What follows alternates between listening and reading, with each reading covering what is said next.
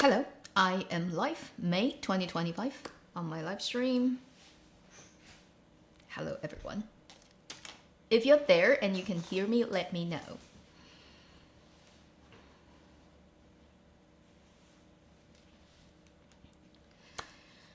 So, how are you doing, people?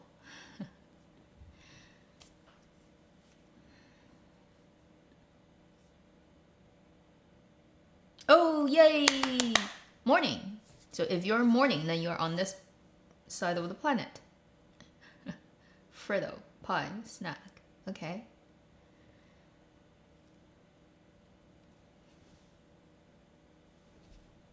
Hi! Hello, hello, morning, afternoon, evening, night. Everywhere on this planet. Cambodia, hi. Tianjin, is that naive? Good afternoon, hi. People who are in their afternoons.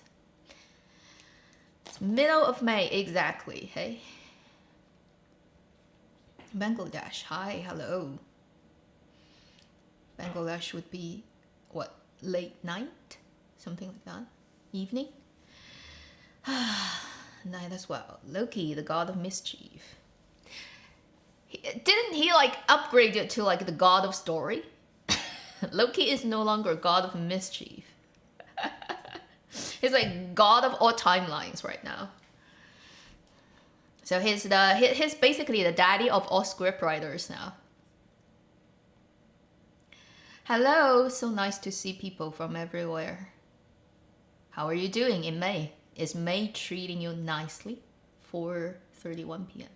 Okay. That's 7 hours. A quarter of the earth. Something like that. If you looked at my community post, you know like how weird the weather has been here. It's like the weirdest weather. Because somebody replied, it's like they've been in Winnipeg all their life, and this is the first time they've seen weather like this, which is insane. I think we got to like 35 on Tuesday, and now it's Thursday, and it's like what, 14 outside or something, less than that, and it just had a thunderstorm, 17. Anyway, and Saturday it's gonna get as low as 2 at night. So basically within 4 days, you have a temperature fluctuation of more than 30 degrees Celsius. We live definitely in a weird world now. Loki, Milan. Oh, is it really that hot? No, oh, okay. Where are you, Loki? Oh yeah, you're from Bangladesh. 30. Well, for Bangladesh, 38 is not too bad. You've seen worse. I mean, like, if it's hot, right, at least it's understandable. But it's like hot and cold, and it does not make sense. Because it was, 2 days ago, it was 35. Now it's like, right now it's 17. This morning is like 12. And then Saturday, Winnipeg is gonna get to 2. I feel really bad for the trees, because they're just budding. They're just having their leaves coming out this year. And then just as the leaves are coming out, and haven't even fully formed, you have this huge 30-degree temperature drop. I don't know what that's gonna do to plants, but I don't think it's gonna be very good for them. Sydney, hi. So yeah, Australia is way ahead. You're on another day. You don't have temperature fluctuation. Yeah, so you have the stable heat. Yeah, here is weird. It's so weird that I had 2 days AC on because I had to turn on the AC. It's getting too hot. And then now I'm like, I need socks at home. So, I only just recently did a huge week of laundry, of washing all the things of winter so that I can store them up for like a couple of months, because we're heading into summer. And I just cleaned up every piece of like things I need for like fall and winter. And then you get 2 degrees in 2 days. Like on Saturday, it's going to be 2 at night. And it's not going to be that cold inside, but it's going to be still relatively cold for 2 days. I'm like, what am I supposed to do? I literally am switching between air conditioning and heater within the same week. You need heater, and then you turn off the heater, you have AC on, and then you turn off the AC, then you have heater on. I don't think that's what planet Earth is supposed to be. We're getting more and more like Mars. It's not making sense anymore. Yeah, so the very British thing to do is to talk about weather to start every conversation.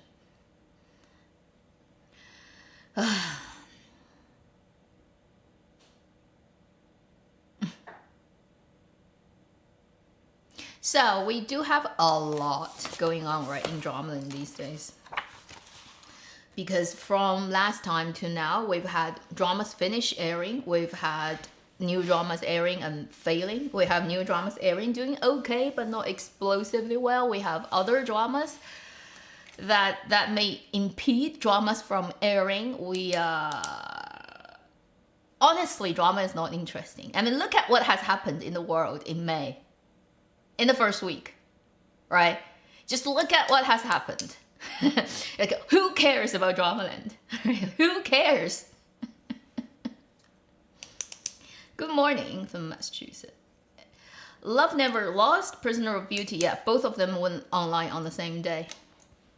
One is the iQIYI sort of like a refrigerated drama after first airing and then got pulled off. And now it's re-edited and then re-released, and on the same day, which was like what, 12th, 13th, can't remember. Prisoner of Beauty also aired, so that's the also refrigerated drama because of Zuer's tax problem. So 2 refrigerated drama aired at the same time from different platforms. What does that tell you? Question, the teacher's question. My lovely international Chinese drama viewers, what do you think it means? Hi from India. Are you having like celebration days? Like literally do you not need to work anymore for like 10 days? Because I see it on news, but I have no idea like how that actually works. Do you still have to work but then you celebrate, or do you celebrate like just not working? If that's not working, lucky you. Hi, people from everywhere, like California. I think I just got some California strawberry in my fridge.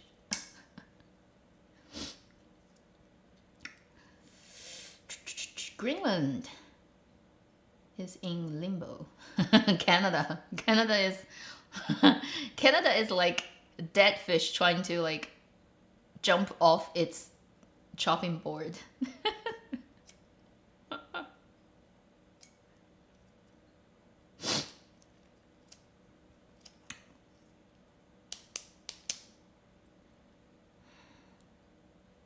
Yeah. Sa. You're very right.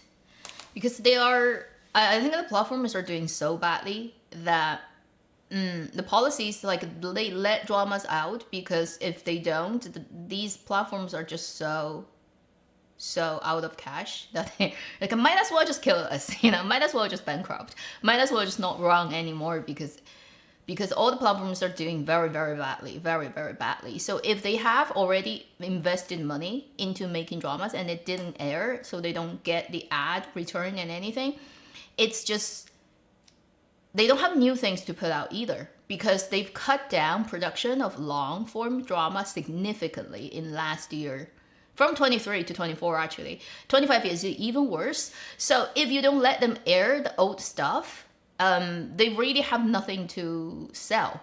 They're like, we're gonna starve and we're all gonna die. At some point, right, the policy would adjust. Is like, if you just let them all die, kind of is like, yeah, we don't want that either. So these dramas airing don't necessarily mean that they are all good, or the people involved or the reasons that put them off first aren't there anymore. It's just lesser of two evils type of situation. Is like, yeah, we can sort of loosen this a little bit here so that which outcome is worse, right? And after probably some negotiation and consideration, they would think it's worse if they let this just completely die.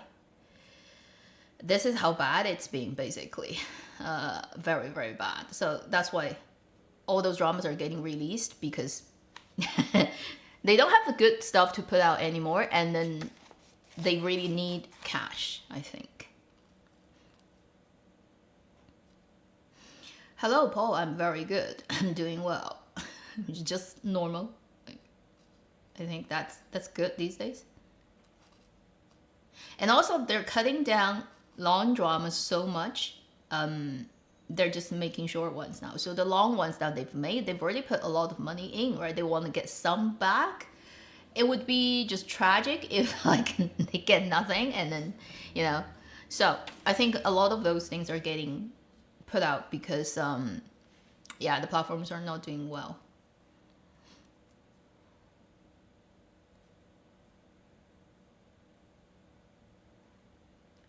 The ending, huh? The ending actually got, I think, yeah, the Moment Forever, the last bit wasn't really working very well. I think it's due to they cut too much stuff off, so they don't link. It kind of just got rushed to the point where it's like, what? This is it? You feel like there needs to be more, and they probably cut stuff off. A Love Never Lost. I think it got re-edited. I don't know how much, because I don't have the original version anywhere on my computer, and when it aired, I think I only watched a little bit, so I don't remember. It's been a long time. Now they aired the second edit version. I really don't remember much. I think they probably, the beginning, because they only released like 4 or 5 or 6 episodes the first time and got taken off immediately. So they didn't go to the later part. So I don't know what's the difference between later part, but I think earlier parts, A Love Never Lost, they reduced the plot between Chunxia's character and Zhu Yawen, the chemistry teacher and the kind of crazy revolutionary guy who is a psychopath and the gaslighting junk. Anyway, that disgusting guy. His storyline with Chunxia, I think, got cut down quite a lot. Because I remember one of the biggest complaints about this drama when it first aired, that caused, one of the reasons to take it offline was because of Zhu Yawen's role. And he is a revolutionary of the time, but then he is also portrayed and written as such a despicable person. I think that people find it too insulting to have a character like a revolutionary person of the time, but then actually being a complete scumbag. So that's one reason I think it caused the drama. And then the drama also has other historical accuracy problems, and then sort of picking which character to be the lead, and historically that person which is played by Li Xian. Now they didn't change the pronunciation of the name, they changed the character in the second version. Initially, it was the real historical figure's name, which that person is not very, let's say, on the good side, historically speaking. And you don't necessarily portray him with contemporary historical sort of perspective as a very positive guy. But then in the drama, because he's the lead, and Li Xian definitely plays him, so I think that's one other reason that this drama got taken off. I don't know if there are other reasons, and I don't know how much they've re-edited the drama. You know, iQIYI has been having this problem for years.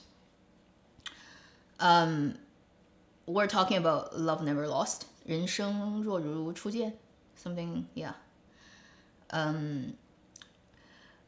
Which is, iQIYI has a little bit more of a mixed background in terms of investors and its capital and where money comes from. And among the 3 platforms, Tencent, Youku, and iQIYI these days, I think a generalized vision of you can have on it is it has the highest sort of fanzai element. If you want to compare the 3 platforms, let's say if we want to color, right? What's the background color of them? iQIYI is often the most problematic one.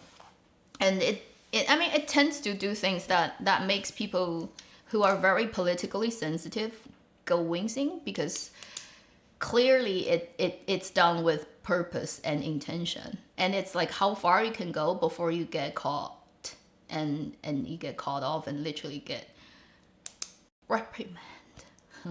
they overdo it. They do, and it's always an Aichi element. Aichi is let's say least read platform, and I am not a fan of a lot of their way of telling stories, making characters, and then the overall tone. It's I think in the last couple of years, from everything I can see from Aichi, I overall feel they have this very downward dragging,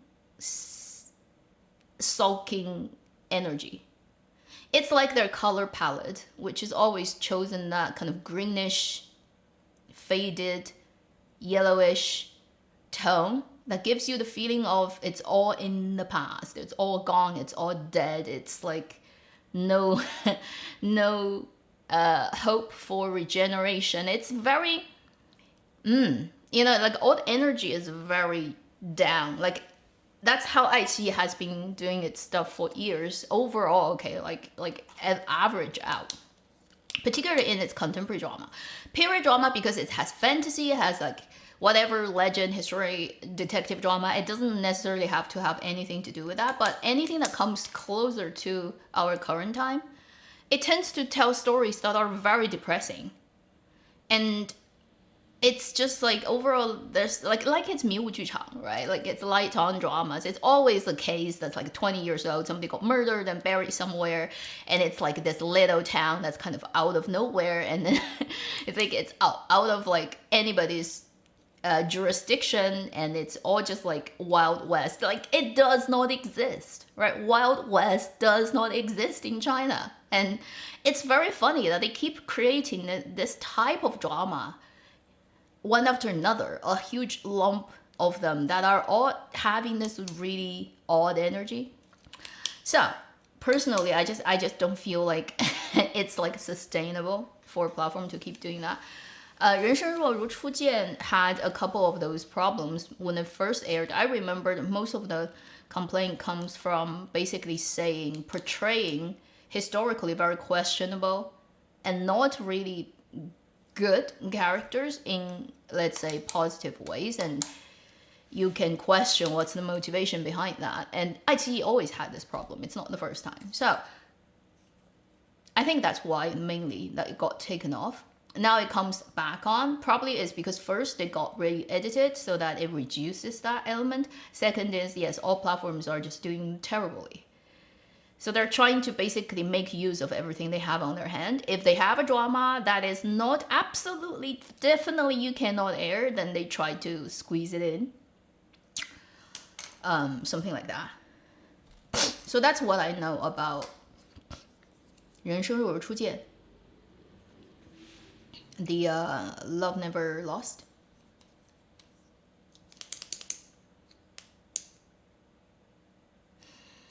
Yeah, third season. I hope Strange Tales doesn't disappoint me either. And also because it's they took like, it's almost half a year, because I think they started shooting November last year, and they're finishing this month, so it's half year. That means probably it's a big one in terms of how much stuff is happening, and then how many difficult scenes they have, so that it takes a long time to shoot just one sequence. I think that means the third would not be boring. In terms of case-breaking quality, right? That's like, you can tell. Even when they have long production time, it may still not work. But in terms of, say, production value, high intensity scenes and difficult to shoot stuff, they probably have a lot for the third season of Strange Tales of Tang Dynasty.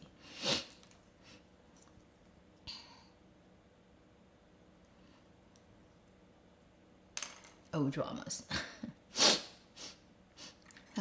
Oh, my general. Oh my god. That guy is kind of quitting already, right? He has quitted Dramaland because he hasn't been in anything else for years. Zhou.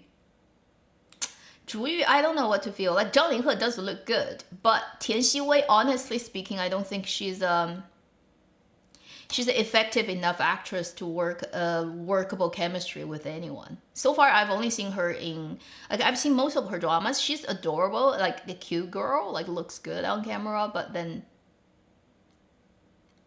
it's like her acting is barely ever touching anything deeper in me. And then Zhang Linghe needs a very strong opponent to make him work, because he's quite inactive too. Let's be honest. So these two elements, when you put them together, right? Like how even when you have Zheng Qingjie, I doubt it's gonna work that much better.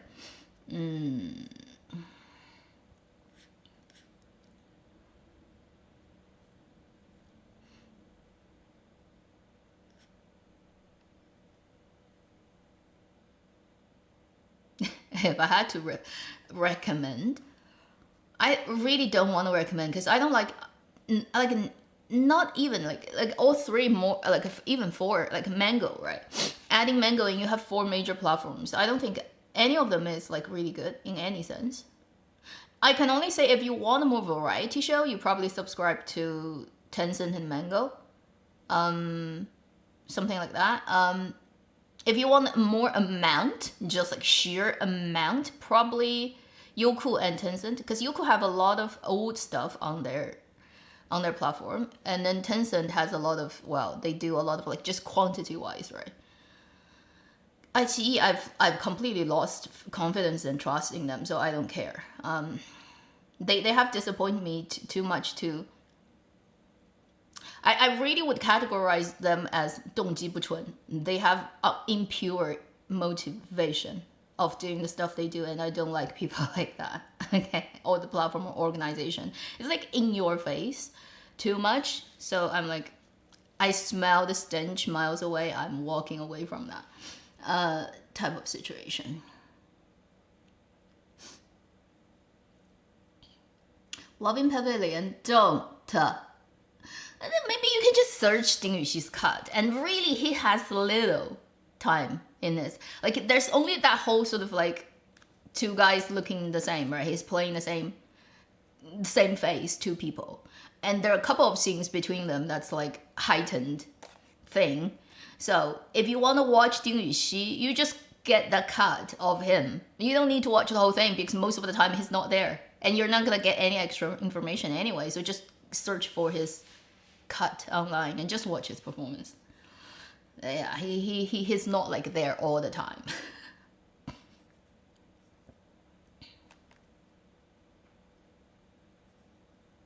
Wujin Jintou, I haven't even started, because I'm a little bit worried about blood pressure raising too high, because that whole drama, the prosecutor drama, the endless whatever protection drama, it is mostly focused on minor cases concerning minor, like bullying or all types of very horrendous crime that involves minors. And it's just like, sometimes it's like I don't want to see it, right? Because real world has so much shit going on, and I'm like, I don't want to see that. It's one of the reasons that's stopping me from even clicking and open. Is like, I know it has like all those cases, and some of them are based on what really happened. I'm like, I'm a bit by it.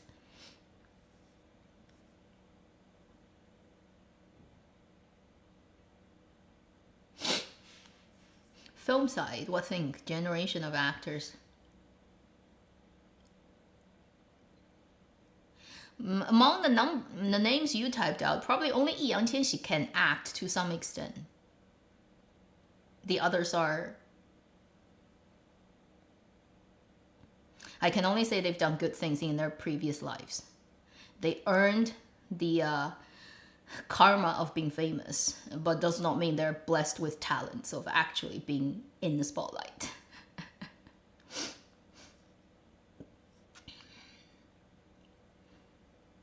Zhanghai Zhuan, yeah, it's coming out on 18th, right? 18th on Youku. I will probably not talk about it on my channel. Anything involves Xiaozhan, I will not talk about it. Like good or bad, I will just not, because whatever you say about it, you are guilty by the fact that you talk about it.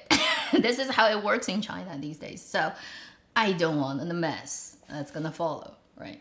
Whether it's like you are his fan or his anti-fan is like none of my business, really. And it's just one drama. And China throw out like hundreds of dramas every year. It's just one drama. So whether it's good or bad, whether like I like it or not, I'm not gonna talk about it, and I will not share my opinion about it on my channel. And no matter how you try to ask me, I'm just gonna say no comment. Okay, so put that away. That's just how it's gonna work on me. Anything regarding involving him, because it's not worth my mental peace.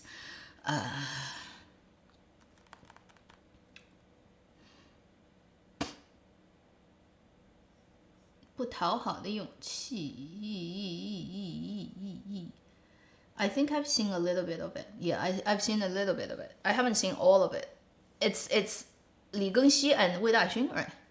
Okay, she's a stand-up comedian. I've watched a couple of episodes. I think it was okay, but then I wasn't like attracted to it to keep watching, so I kind of forgot about it. But I remember vaguely.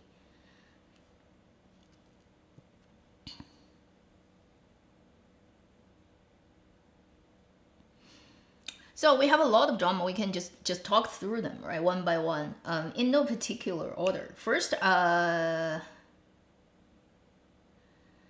since somebody just typed out Shui Longying, and we have Shui Longying yesterday just put out a new trailer, which is the Luo Yunxi mango drama that he shot with, is it Song Yi or something? Anyway, no, not Song Yi. Song Yi is the other one with Ai Qi. I can't remember what like who is the lead, but anyway, it's the one that he had like the feathery costume with like red feather ish thing. Like I remember when they started shooting and then they put out whatever stuff. Shui Longying is the Luo Yunxi fantasy drama that's gonna come out at end of this year, Q4 on Mango. But they just released the first trailer. It just looks like Tan Taijing from Endless, from Till the End of the Moon. It's gonna be his singular monologue big show of him keep changing costumes and looking good and blood coming out of his mouth and being pretty. That's what it's gonna be. I don't think anyone should expect anything else from that drama. Shui Longying. It doesn't matter anyone else is in it. Like Bao Shang'en, somebody said, Fang Yilun, Xiao Shinyao, right? It does not matter. Everyone is there as a tiantou, and he's the reason it exists, right? And it's just gonna be all eyes on me, okay? That's just gonna be him, just like on wires and in circles and looking very pretty and all dressed up and a ton of like CGI.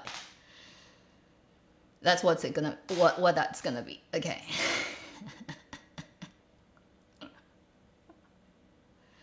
You know, actually, if people are just frank about to themselves, they would realize when somebody have lost basically their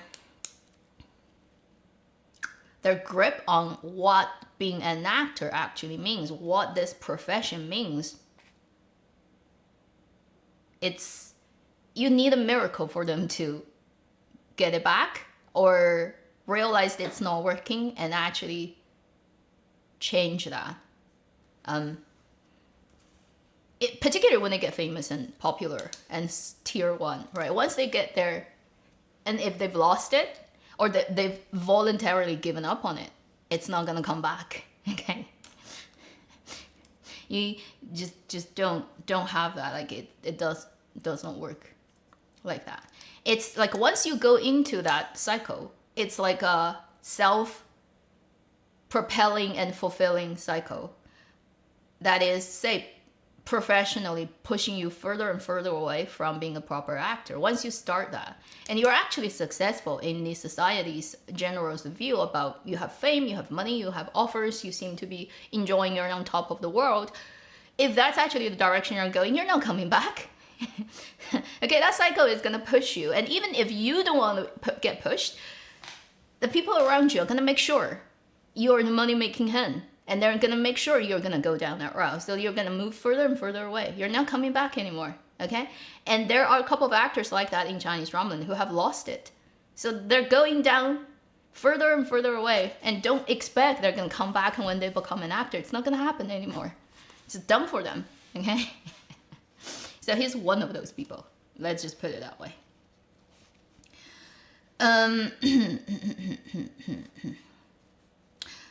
Acting profession being overtaken by AI. AI will be used for a lot of things, but I think good performances can only come from real human, because AI can only do things based on information it got fed. It cannot actually create things that hasn't happened yet. Like, right? And the things that never has happened needs to be created by humans. So AI is a good tool for a lot of time-consuming tasks that can quickly get done. And also for very practical reasons. For example, you have a drama, okay? And then you need multiple language, right? So you can use AI to basically make the same actor's voice speaking another language, getting another mouth movement in another country's release. Now you can say that may temper the integrity of acting. It is questionable, but to some extent it also cuts down significantly the cost of getting those things out, right? So you're potentially getting a much bigger demographics of audiences because you naturally integrate their language and they don't have any difficulty. They don't need to look at subtitles, for example. And like these type of things, I think we can think about, like, you know, like to what extent it's useful and it's important, or it's actually for the better, right? But in terms of actually completely replacing a human's acting, that's too much for AI. AI would, like, I don't think AI can compute. Like, if you look at humans' micro expression, right, in close up, the tiny movement of muscles on the face, it's like you're gonna burn the cleverest AI in the world to try to even imitate that. I don't think it actually works.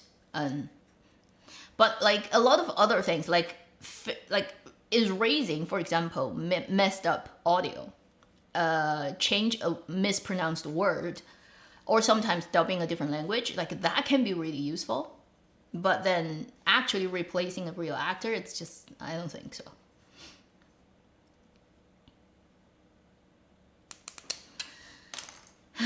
Let's see what people are asking.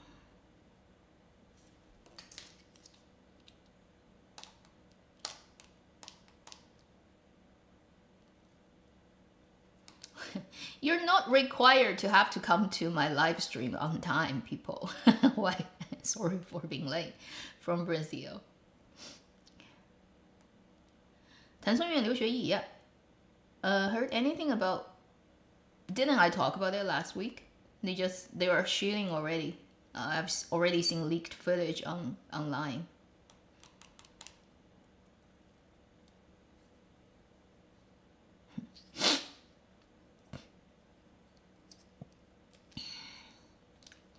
There are too many actors, like I've said, right? And some of them haven't completely lost it, but it's I don't know. Like their choices are slipping towards that direction. We're gonna talk about, well, all the stuff that's going on right now. First time, really? Wow, welcome. For this live stream. So let's think. Like, what should we be talking about? Let's talk about 折腰, because 折腰 just aired. Since we already mentioned 人生若如初见, let's just talk about 折腰. Prisoner of Beauty aired on the same day as Love Never Lost on Tencent. So this is based on a very 小黄文 web novel, which has a lot of, let's say, like rated, right? Like you can't watch type of stuff until you're 18 in its original work. And I think they did quite a bit work on the script to make it better and acceptable. So 刘宇宁 and Song Zuer drama, and it was shot before 于凤行 even, right?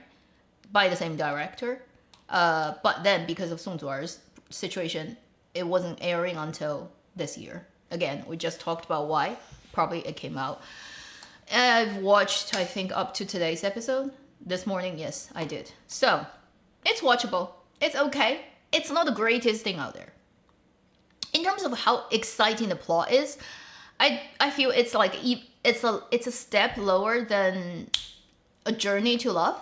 In terms of how interesting the plot is, rolling fast forward and everything is always interesting every episode, I think it's a step lower than that, but not too much, and it's so far watchable. As for the future, I don't know. Like as it goes, I guess we shall see. And it's a long one, so it's gonna be like what, 30-40 episodes.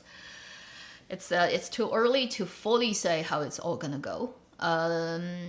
Good thing is it's all original voice. I think apart from I think everyone actually is using their own voice. Let me think. At least with the ones I see and I can remember right now, they're all just like online delivery, so it's not dubbed.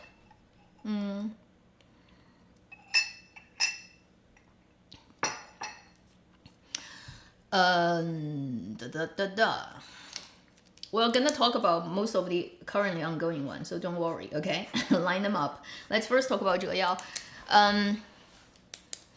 I'll see a couple more episodes and probably make video on it. So far, I'm happy with it. But if you're saying, is it the best favorite drama ever? Not really. But is it watchable? Yes. Is it one of the more interesting one right now? Right now, yes.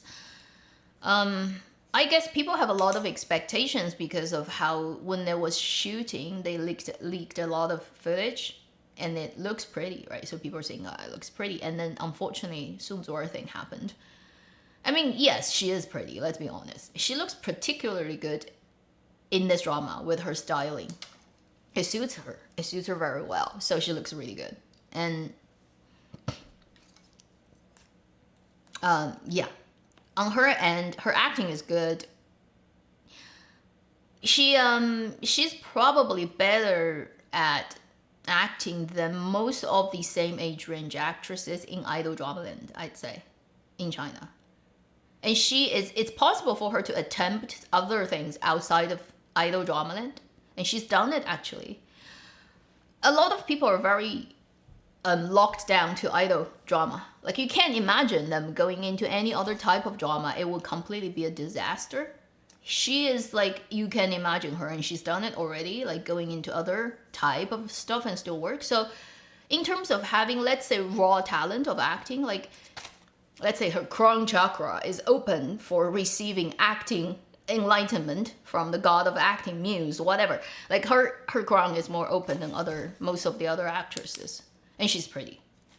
But it does not mean her career would be smooth and easy. One thing is she probably needs to learn how to deal with people. It's likely that what happened to her has a lot to do with that. 不会搞关系. It's a problem. The other is she does look way too cute and childlike. It's just how you're born, right? Like body size wise, she's petite, and then she has that cute face, and then particularly her mouth is very childlike. So as she ages, it will be harder and harder for baby face actors in both gender. As they age, it just gets harder and harder, and it's the same thing everywhere in the world, and every people in the industry knows that. It's no secret, everyone knows. For her, the difficulty is as she ages, it will become even harder. So that's one thing she will need to figure out how to work around. But so far, I think in Zhou Yao, it's pretty good. And yeah, they definitely don't have that much sex. Like they have no sex yet. Not like in the book, okay?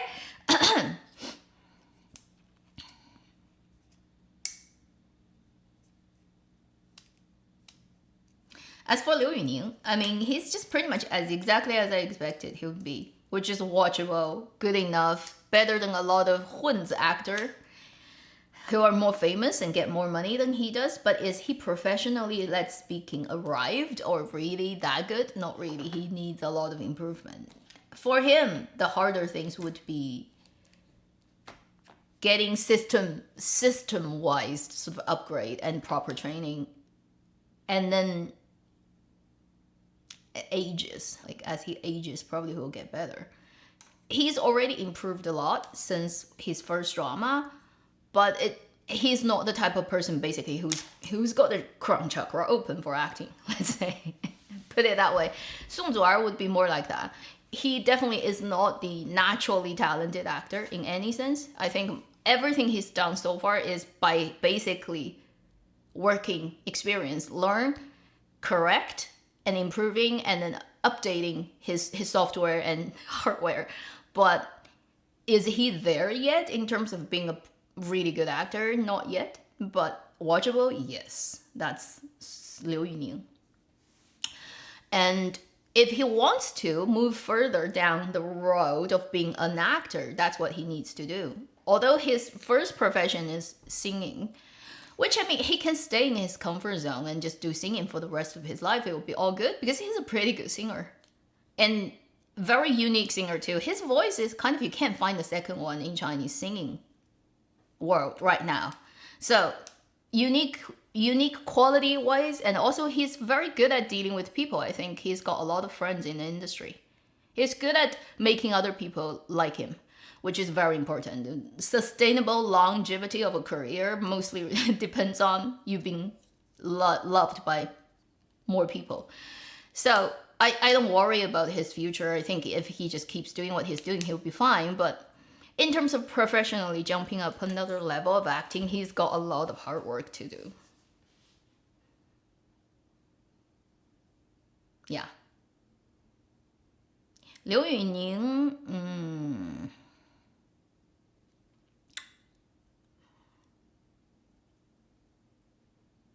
Liu Yuning, he has like a very clear problems as an actor and very clear advantages.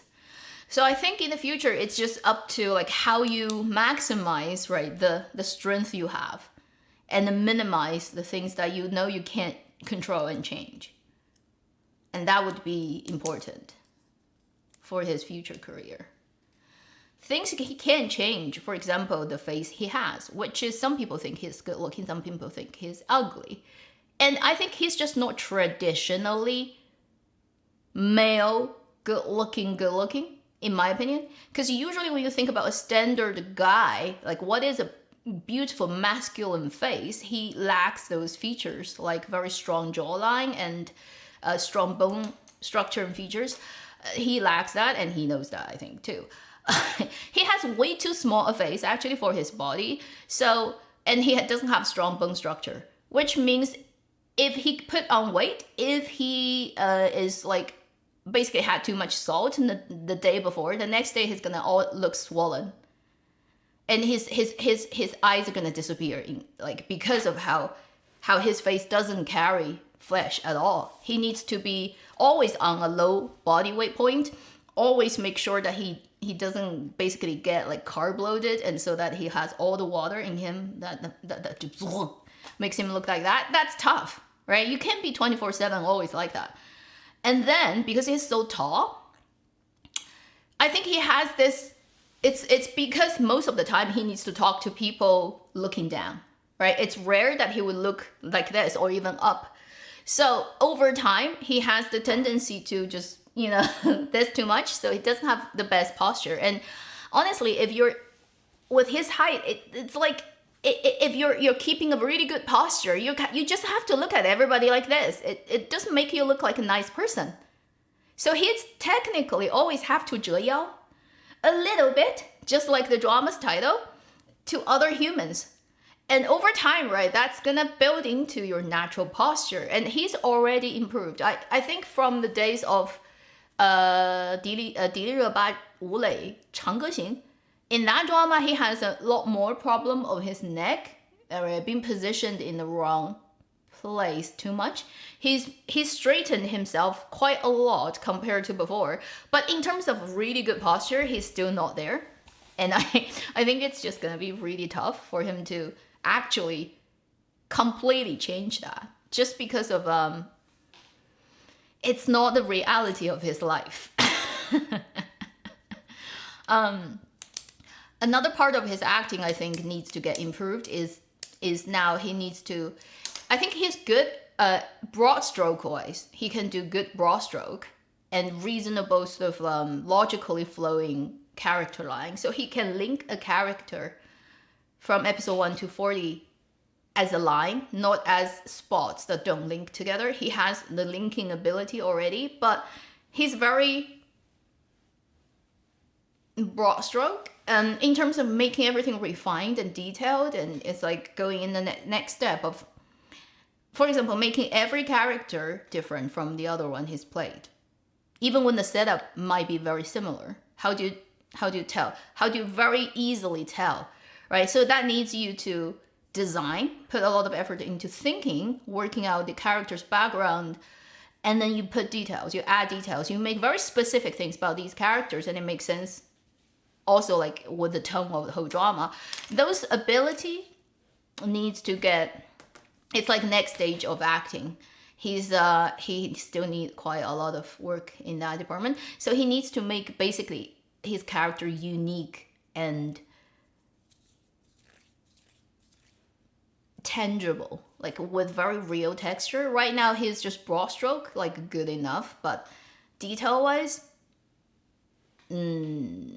yeah, like for example, with his character in Zhou Yao, Prisoner of Beauty, if you think about comparing that to his character in A Journey to Love, which is to an extent similar, not very similar, but to an extent similar, then you see like set these two apart, be two completely different people, he still is not fully matured in that aspect. And so that's what I think about Liu Yingying. And his strength is he's got good voice. He has a very good voice. And his line delivery has improved over the years to the point where now it's better than a lot of completely unusable actors on line delivery who are more famous and who's been in an industry for longer than he does, which says a lot about how bad the overall industry right now is. But if you want to say, is it good? Is it like great? Is it comparable to the really good line deliverers? No, it's still a long way to go. He has occasionally slipping accent that the Dongbei ver sometimes slips out when he's angry, when he's rushing, when he's speaking too fast. He leaks that out very clearly. Second, occasionally dictation needs working. The pronunciation of vowels sometimes doesn't fully finish. This is the problem with a lot of young actors, not just him, even the more professional ones. For example, I have a huge problem with Zheng Yecheng's line delivery because he doesn't want to move his upper mouth, upper lip, and then he doesn't want to fully complete his vowels. Sometimes consonants also does not move, and it makes me go like, just fit, like fully pronounce the character. Just don't stop it at 70%. It's really odd. And if you actually go to line delivery training, you're gonna get called out, and then teacher is gonna say you have to redo this. He has that problem. He also has a problem of, I think, when he speaks his lines, again, it's like refined. So broad stroke is right emotion, angry, sad, whatever you wanna, it's there. But detail, often his line delivery sounds a little bit too. Within a specific situation, I find it needs to be more refined. And he's just like being a very broad angry or broad happy, but the details of that line is actually not being spoken in a very pleasure to listen way. You know, the best line deliverers are the people that whatever they say, you feel effortless of understanding the information in their words, but also what they're feeling, what they're trying to make you feel. Sort of the on all the levels, the almost for listeners to have no effort, yet you get all the necessary information, and after listen to that, you feel really good. And also, you hear someone speak for example, long period of time, you don't get tired. You get all the information, and you actually feel time has been shorter than what actually has happened. That type of ability is called speaking in the Zuer way, which is entering ear, to put your words into others' head in a very effortless way. He needs to do, like, next stage of line delivery would go to that stage of try to speak in a way that can work in that way, which he's not there yet. So if we're being very strict about Liu Yuning being an actor, these are the things I will point out, which is needs work. Whether he can get there, though, that's who knows.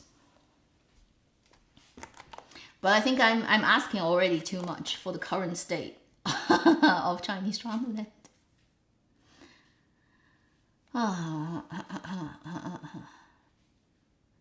Zheng Yecheng's voice. His voice is not bad. I'm saying his dictation has problem. His Mandarin dictation. I don't know if it's his personal habit or whether it comes from the training of a form of Beijing opera. But because he was Wu Sheng, so he doesn't really sing that much. He mostly fights. So I don't think it would be too... Because when you see the Beijing opera singing, with the type of thing you have on your head, your mouth, and your face, it often restricts basically the movement of the mouth. You can actually not do this with your face because all the things on your face is pushing your muscle. So you have to talk in a way like this. When you are doing Beijing opera singing, you can't do this. Your face and your mouth is very restricted to one position. I don't know if that's one of the reasons that he brings that habit into his talking, which is he often doesn't speak, like he speaks like this, which is he doesn't fully use his lips to push the words out. So the consonants at the beginning doesn't sound very clear, and he doesn't fully finish a syllable. Like you have a vowel, and then you have for example, consonant ending, and then you stop at half. You don't fully finish. A lot of people have that problem. Zheng Yecheng has a very clear problem. And it's very easy to hear. If you just learn the basic Mandarin, you'll be able to hear that. He speaks it like that. And it's his habit in every pretty much drama that he speaks with his own voice. It never improved, never changed. I don't know, like maybe people never told him. But if you listen back to your own recording and you can't tell that, that means you don't have a good ear. You have to have a good ear to improve your line delivery. You don't just have to have a good voice too. It's complicated.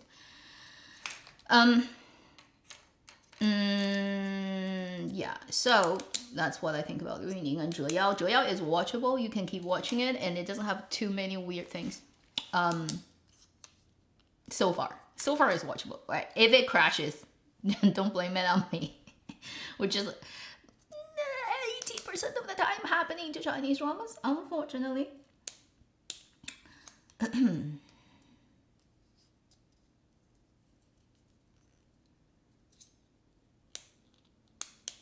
If people want to recommend dramas, feel free to type them out. Some of those stuff I may have heard, but I haven't watched, or yeah, often it's also the problem with me is like I don't recognize their English title.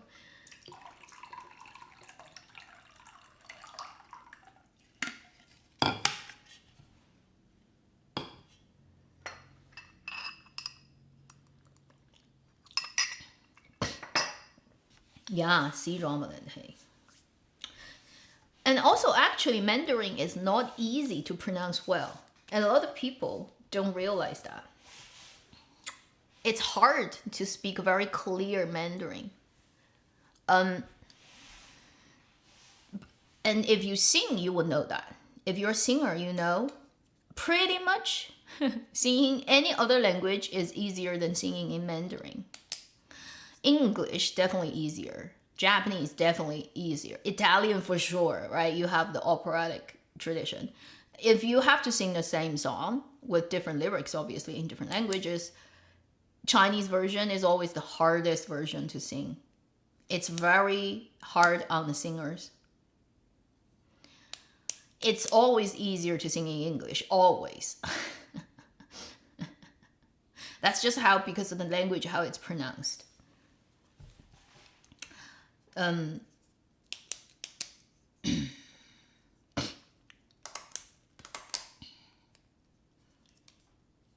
白敬亭.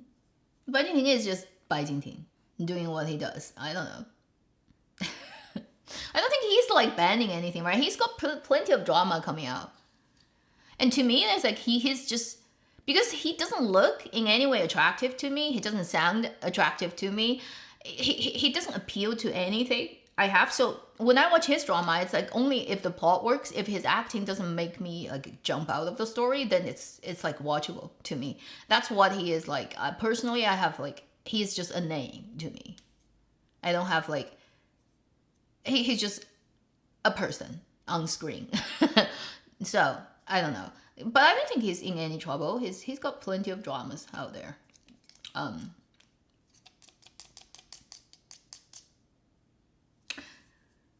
What happened to Zhou? You mean Zhou Xun? X, not SH? Because we don't have anybody who's named Zhou Shun in China. I don't think, like in acting. Cantonese. No, I think Cantonese is easier to sing in Mandarin. And Cantonese sounds better in singing than Mandarin. Same song again. Cantonese always sounds better. It's easier to actually belt or put energy in Cantonese than in Mandarin. If you want to belt, it's really not easy to belt in Mandarin because of how the words is just structured. Character, and also how the consonant and the vowel works. It's so much easier to sing in pretty much other languages. Mandarin is just weird. It's hard to sing in it, and I don't know, like, because I'm not a professional singer, but if you do sing in it and in other language, I think you will personally feel why.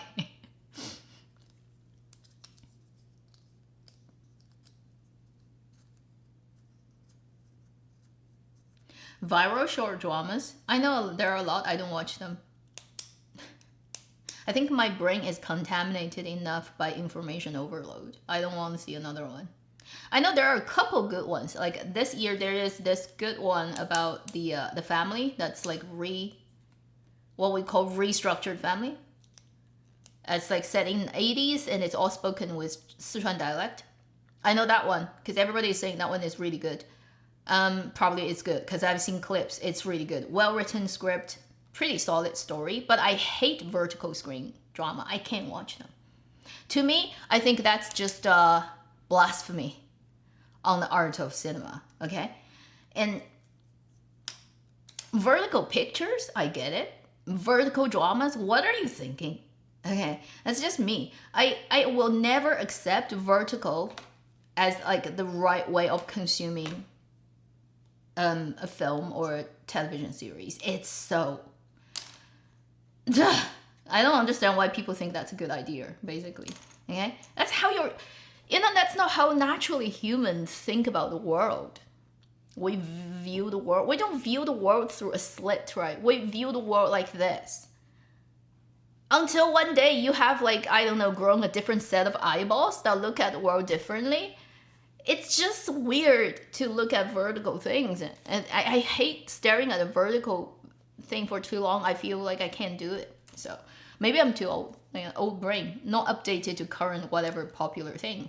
I'm not born after 2000. I don't have the new brain. I'm the old time person.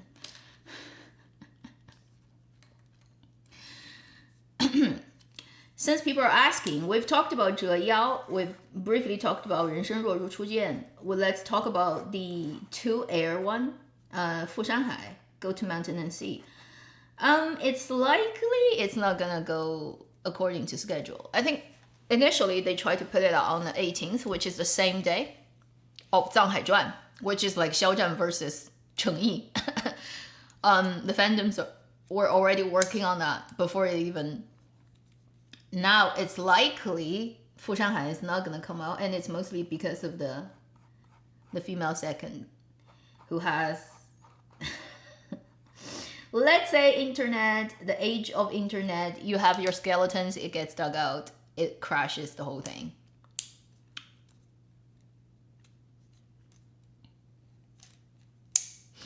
Yeah, So good man thing. You're saying what is happening. So that drama Go to the Mountain Sea with Cheng Yi and Na Jia. The female second lead is Li. Her name is Li something, and she's from Singapore. And she's the actress who played the young Su Yuning back in the days of Tribes and Empires. Do you still remember? So that was a long time ago.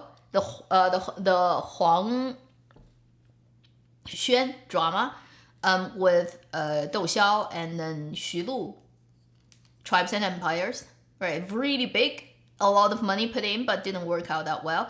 And fantasy, for a long time, it was like a like a milestone of Chinese dramaland for everything that has happened to it. Anyway, so she was the actress who played the young version of Xu Lu.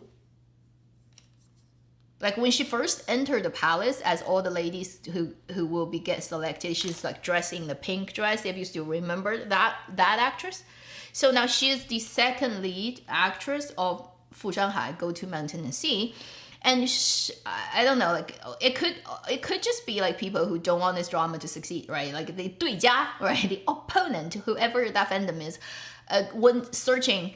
Carpeting like everybody's main people in the drama, their history on internet, right? That's like a normal thing. 就挖黑料嘛, okay? You're excavating the dark material, their past dark history, and they found her on social media, basically saying things like all Chinese are just stupid counts. I think that's the exact word, right? But basically, it's like all Chinese people are morons. And then she's just in China to earn money. So she's basically saying she proudly claims that she put on this face to work in Chinese dramaland to be nice to people so that she can get money. But she actually thinks all Chinese people are dumbass.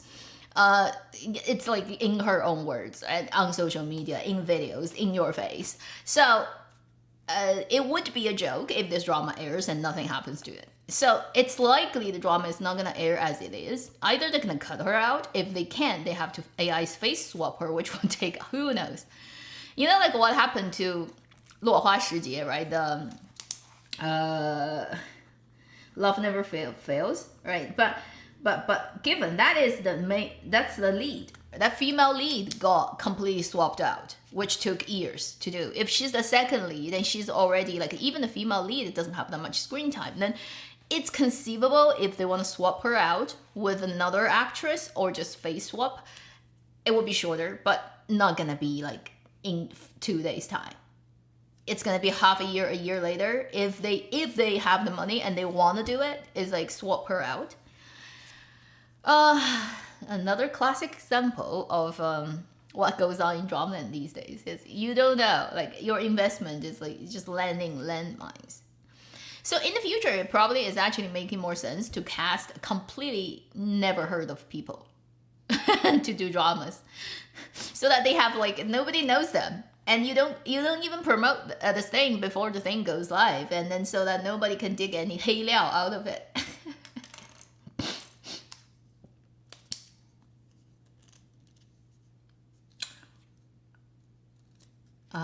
I don't know like what exactly happened, and I barely have like heard of this actress, and I don't think she's in that many things anyway.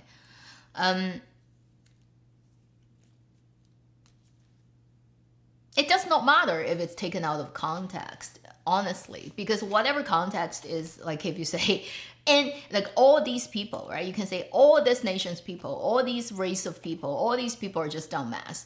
If you say that, it's like under whatever circumstances it's inappropriate. So if you get caught, you kind of like just have to swallow it, right? So it's not nice. And probably she's just, honestly speaking, that there's so many young people in the industry who are clueless about everything and anything. From the fact that the water boils at 100 degrees Celsius under one standard atmosphere pressure to the world actually rotates in this particular way and the axis of planet is like this, to you actually have to, I don't know, put water in like cooking rice They probably know none of that, right? And then there are more things they don't know and they have no clue about that. They don't even know what they're saying. Sometimes you feel like they're just like younger Trump, right? Who has no idea about what is coming out of their mouth. They have no control. It's like the brain and the mouth is completely disconnected. It does not mean like they're like evil, but it just means, unfortunately, you know, you said it, so people are gonna use it. What can you do? You did. You have no idea about what you're doing, so this is what's gonna happen. So if that affects the drama is not gonna air, and it's likely it's not gonna happen. And honestly, 2 dramas airing on the same day, therefore the fandoms of the 2 leads start to think they're natural enemies is just so stupid. I don't. It's like the Chen Duling thing that recently happened, right? Because she said she's okay to be like on the same level as the male lead, therefore her fans are like, we're not gonna be your fans anymore. Are you being her fans or are you trying to kidnap her? It's like, what are you thinking? Who the hell do you think you are? What kind of parents like brought up this type of children? Holy shit. It's like these people just like, huh? So I've already addressed 藏海传 and 肖战. Okay, so I'm not gonna repeat that again. My channel is like this. Is anything regarding his work, I'm not gonna comment on it at all. Okay, whether I watch it or not, I would not mention. I would not say good thing about it, bad thing about it. I would just completely not mention. It is just for the betterment of everyone, for me, and also for anyone who comes across my channel in my comment section. This is what it is in China right now, and I can't do anything about it. It's not on me, but I'm just trying to make sure my 一亩三分地 is well kept. Okay, so that's that. There are 2 period dramas that are airing. One is the fantasy that kind of like they're both kind of at the either finished or at the end. It's like 落花时节 from Mango, which is that drama that replaced Yuan Bingyan with Hu Yixuan. The Love Never Fails. The other is Tencent's 加榜上加序, the Serendipity. 落花时节 I watched a few episodes and I didn't keep doing because it's just too old a story. and Liu Xueyi is again an immortal who rules whatever.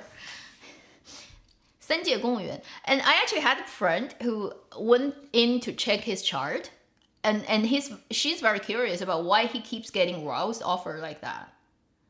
He keeps playing like God, right? Like whatever, immortal, high ruling, whatever, why? Because he's done so many. And apparently in his chart, he has that energy, which is almost like a government official worker, but who somehow ended up in Dramaland. Therefore, the energy manifests in a way of he always plays this type of role. And it's almost like his chart is like destined to be a civil worker, like it's like one of those like high-ranking ruling government whatever person, but then he doesn't end up in actual.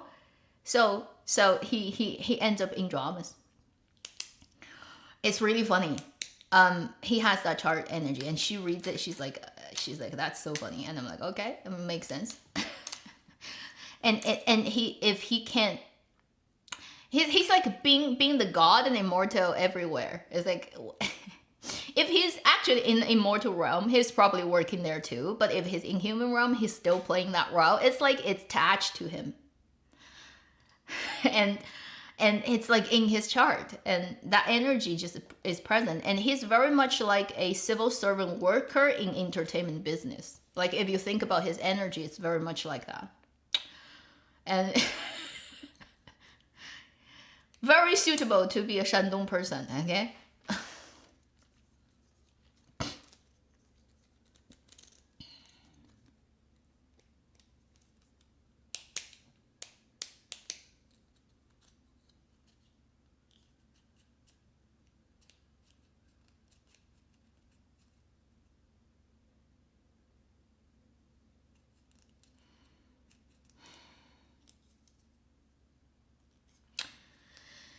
So that drama is not bad, but I think it's just so old in terms of super powerful, high-ranking guy and the nobody girl, and lifetimes of love story, and it's like she's a flower, he's the god of flower. I'm like, come on, right? Everything of that drama smells like old trope and setup, and so old that I laugh at how old it is. I find it's really impressive that the actress did the work, because she literally filmed everything that has like a camera on her with a green screen. Because it's all 补拍, it's all swapping Yuan Bingyuan out. So she actually doesn't have her opponent actresses in front of her. She has no real environment. Everything is like green screened. She green screened the whole drama. She filled it in, and I mean that's impressive, right? Like make believe, and then she did the whole thing. So I'm impressed by the fact that it got done in that way. But I have no interest of watching the actual story. That's for the Love Never Fails. 榜上加序 Tencent Serendipity with Wang Ziqi and Lu Yuxiao and Wang Hongyi. Yeah, they are the three leads. There are a couple of more like Yang Shize, Kong Xue'er as supporting. Watchable. Overall watchable, not in any way sort of like late, which is like it has a landmine to trip you up and explode in your face and make you feel disgusting. That pretty much doesn't happen.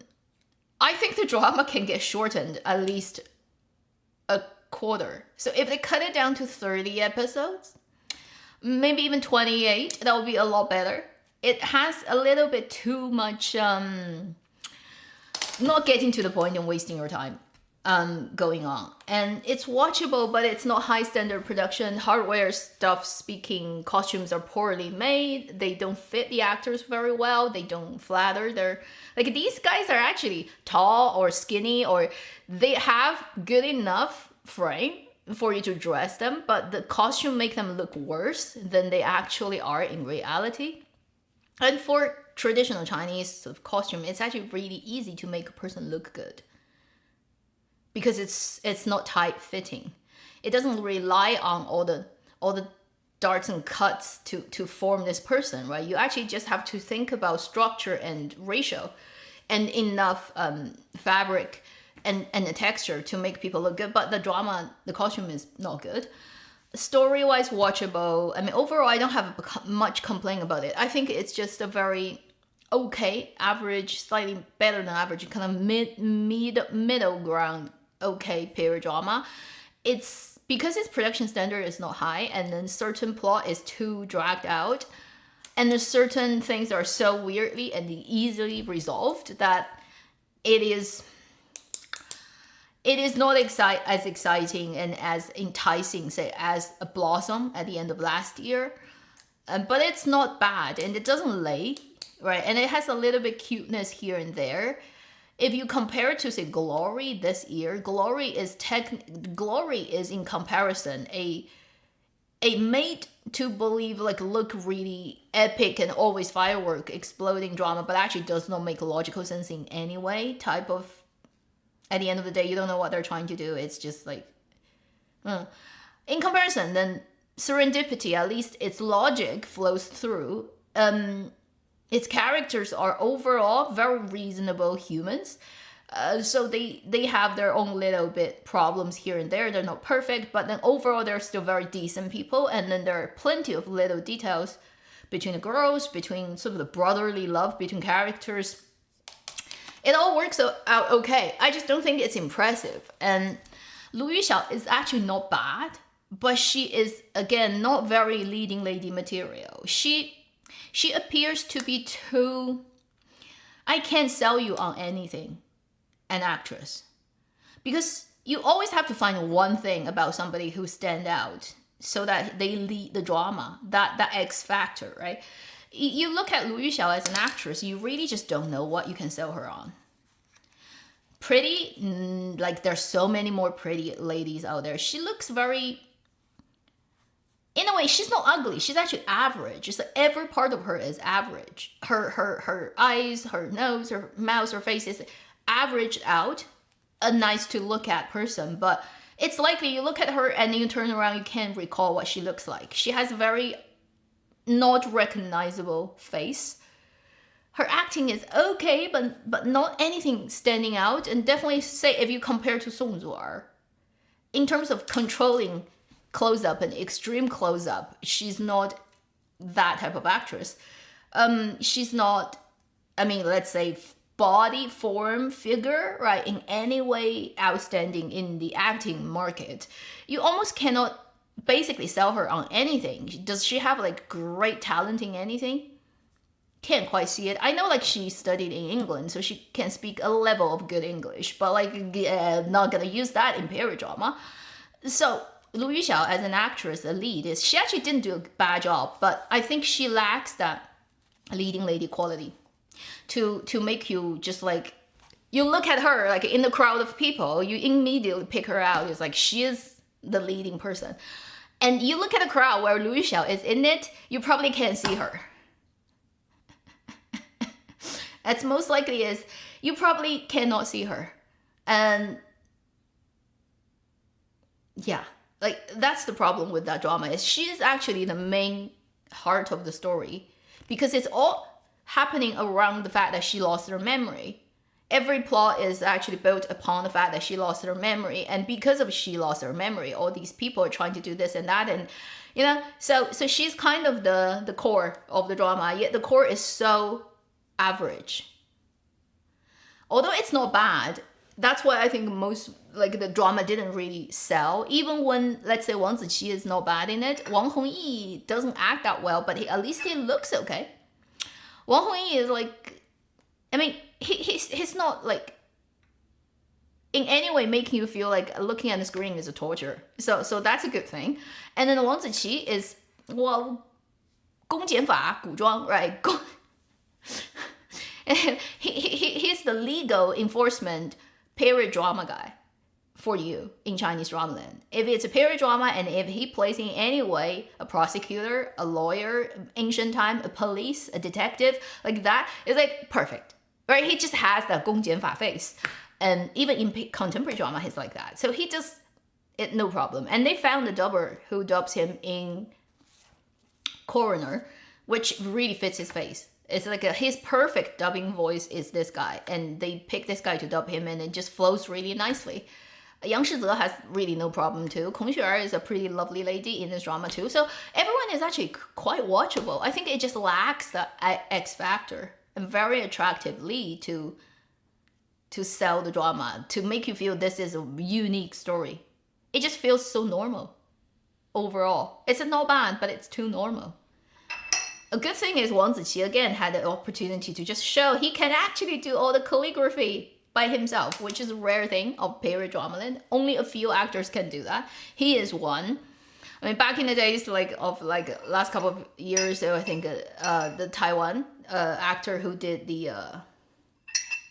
Here Comes Trouble, he did it himself, but he learned it for the drama specifically.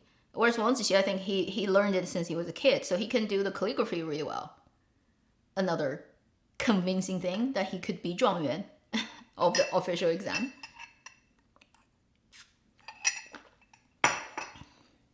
What do you think of Dear Enemy? I'm yet to check it out, sorry. I know I promised, but got carried away by other things. I'm yet to watch it. Is it good? Anybody? Dear Enemy? Anybody watched it? Chen Yanxi, Gao Ye, Wan Peng. It's a contemporary drama that aired on the 7th. Review for Hua Qiangu. I don't want to. It's so old. It's 10 years old. I haven't watched it in like years. I forgot most of it. I would have to watch another 40 episodes of drama. Oh my god. Don't put that on me. I don't remember much of it anymore because it's so old. 如意周迅 saying, yeah. I'm thinking about, let me think about that, whether I should make a video or talk about it today, because we still have quite a few current dramas. We may not have the time.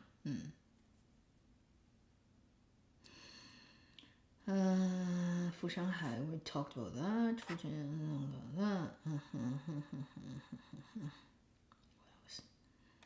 Huaishui Zhuting, it's already finished, right? Yeah, I've already mentioned I've watched the first how many episodes and gave up on it, so I really didn't keep watching. I do know a couple of high moments that happened in Huaishui Zhuting Loving Pavilion. Basically, Huyao Xiaohongniang, Fox Spirit Matchmaker number 2, the green one.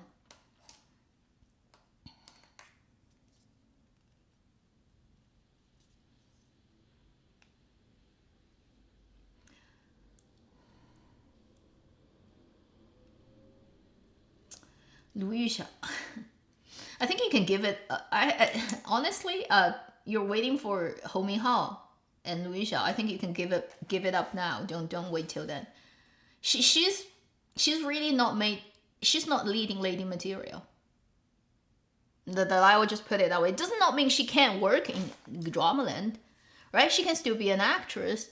I don't think she's bad at doing what she did in Serendipity, but let's say leading.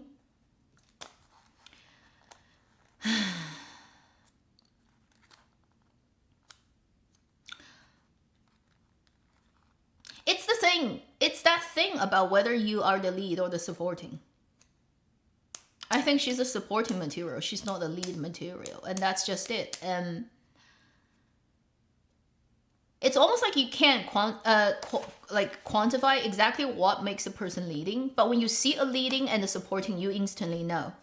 Like every audience is you don't even have to be a guru of drama or filmmaking. You just look at them and you know this is the leading man, leading lady. That is the supporting. It's pretty obvious. You just like whether you can imagine this person hold the story on their shoulder, the whole story, sell it, and it works, or there will be a very intriguing supporting star in the whole galaxy that just like at the right place shine and it's perfect for the story, but then if you put a whole weight on it, it's not gonna work. Even for very, very good actors. For example, Zhang Songwen, we've said he's a good actor. Whether he's a good person in private life is none of the like, discussion here, but let's say professionally, Zhang Songwen is a pretty good actor, right? But he is good as supporting. He plays the dad, he plays the best friend, he plays the enemy, good. He plays the leading man, it does not work. Lu Yixiao, she's the supporting material, she's not the leading material. And then when people are leading material, it's very obvious. It's like you look at, for example, DiCaprio. Is he the best actor in Hollywood of his age? No. But can you ever imagine him being a supporting character in the film? If Leo is there, Leo is the lead. You can't even imagine him like not being a lead if he's named in it. Or at least, especially as like if he guest star, like just show up once, right, in one scene, and it's just do a favor for a friend. That's not the thing we're talking about. We're talking about a proper production, right? You cannot imagine certain people being supporting, and you cannot imagine certain people being leading, and it's just the way it is. Okay, so she's not, and so therefore, if she's the lead actress, I don't think it's gonna work. Huaishui Zhuting, Loving Pavilion, was finished. I didn't watch the later part. I do know like the part where Ding Yuxi buried himself. I was like, yeah, good acting, but this type of drama doesn't deserve him, honestly speaking. And then, what can I say? I mean, Zhang Yulong's white hair is like pretty nice, but because the story doesn't make sense, like you can white hair however, it's still just not gonna in any way makes it. I can't watch it because the story is just.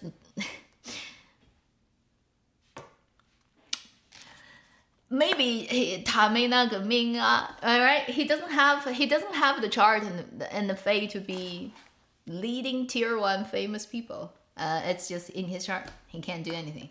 I mean, he's doing not bad. I mean, a lot of people don't even get work. So he's doing pretty well compared to a lot of actors who never even managed to get to this point. That's it. This business is cruel. And Loving Pavilion is shit.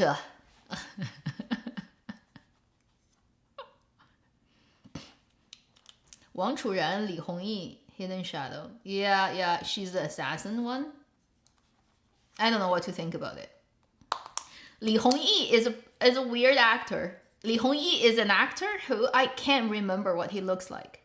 I've already watched a few dramas he led. Every time I switch off the screen, I walk away, I can't remember what he looks like.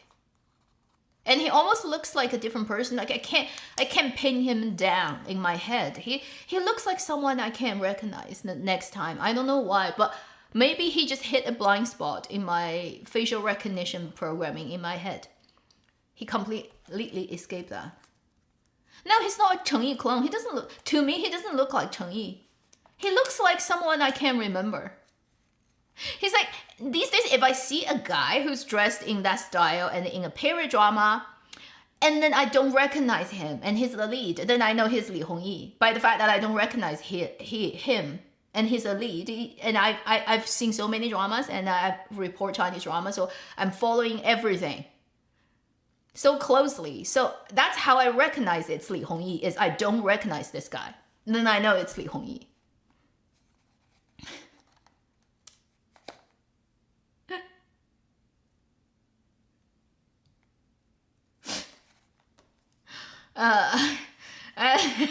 Reverse engineering. That's just like how it works for me. As even till today, if he's not dressed in a period costume and he's not a lead guy in the drama, right, and he shows up somewhere, I don't know, like a red carpet event, people take photos of him, I wouldn't be able to tell who is that guy. I would just like, who is this guy? Is he an idol? Is he like somebody who just showed up? Who is? I can't tell. I can't tell who he is. Just if he doesn't have all those conditions attached, and I can't tell it's Li Hongyi. Li Hongyi's face is really weirdly does not work on my brain. I just don't remember what he looks like. So that's Li Hongyi and Huai Shi Zhu Ting. Well, we're talking about it, but we'll keep getting sidetracked. I really don't know what to say because I think it's such bad script writing. Originally, the anime is a small story unit, like of the whole saga of the Fox Spirit. The story is actually a movie-length story. When you think about Huai Shi Zhu Ting's original anime, it's a movie-length story. It's about a woman who meets this guy in Mask, and they had this arranged dating that happens every year on the same day, right? They meet, and then one day he doesn't come, and then shit happens. And when he came back and he saved her, but then she found out what happened during the time he's missing. And then very soon she they got together, but under that circumstance, which is very And then she gave birth and she dies. And that's it. It's like a movie. It's just one movie, maybe 2 hours is enough for the whole story. They stretch it into 6 episodes of drama, and you think it's gonna work? Obviously, it's not gonna work.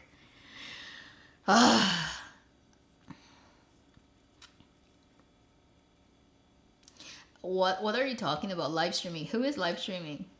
Oh, did they do they did a live streaming and they overact?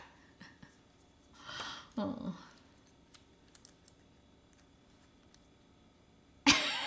It's special for me, no one. Maybe that makes him really special, hey, to me.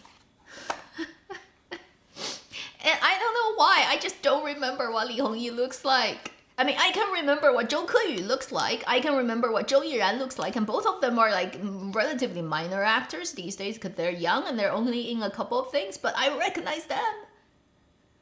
But I can't recognize Li Hongyi for whatever reason. He just like doesn't stick with my brain.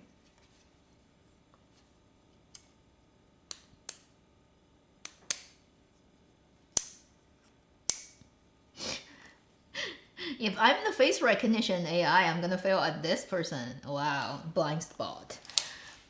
So, yeah, that's that. Huai Shi Zhu Ting.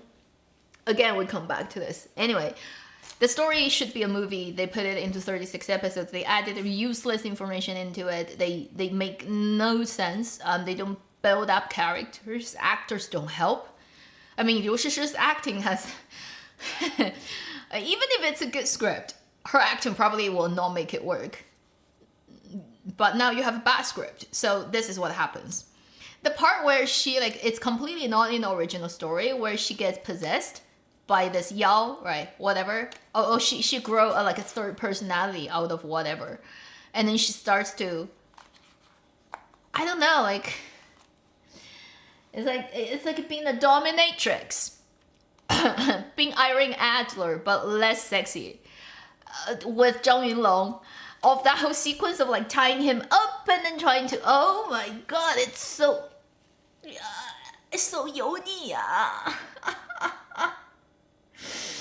Oh, it's worse than looking at Zhang Han's stuff, okay? The part where she's possessed, right? And then she walks in this way. There's a sequence of slow motion where she is in silhouette. The light is behind her. And she's like, she walks in like that in slow motion, and then walk towards Zhang Yunlu, who's being tied up, and kneel. And then she's starting to, I'm like, oh my god, stop doing that. It was like, it's so over the top. What the heck was that? And like, she actually thinks that's like, I don't know, girl power, or like it makes her look like a big female. I'm like, oh my god, yeah, 不学点好呢? Why don't you learn from the good things? And then, what are you? Hiya. Oh.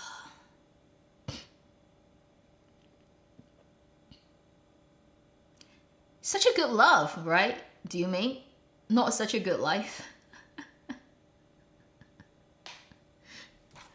Cotton, is it such a good love?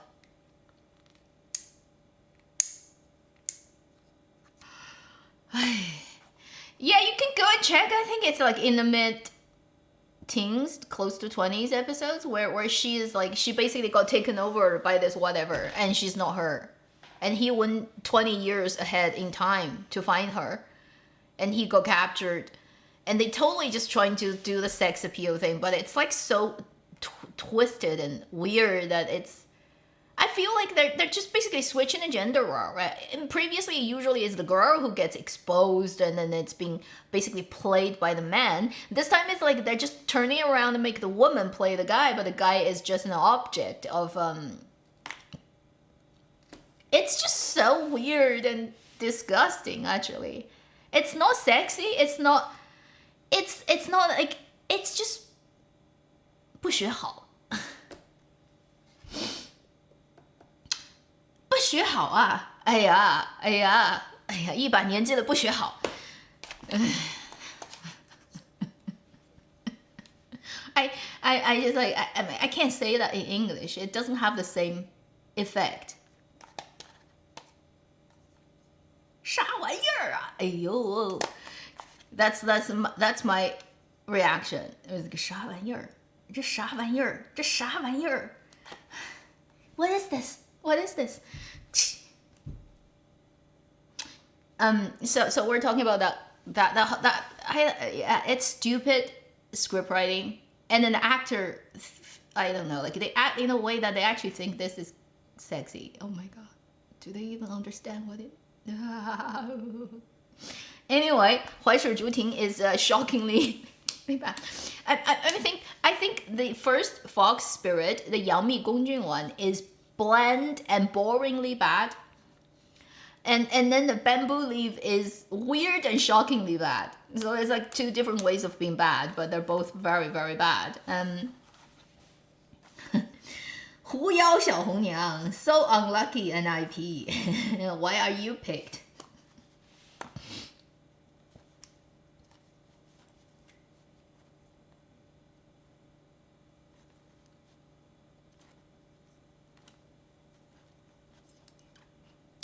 Hi. Island. Late to the party today. Wow, hi, Jenny. Yeah, so earlier we were saying somebody was asking Zhou Xun. I'll mention it here. I try to put it concisely.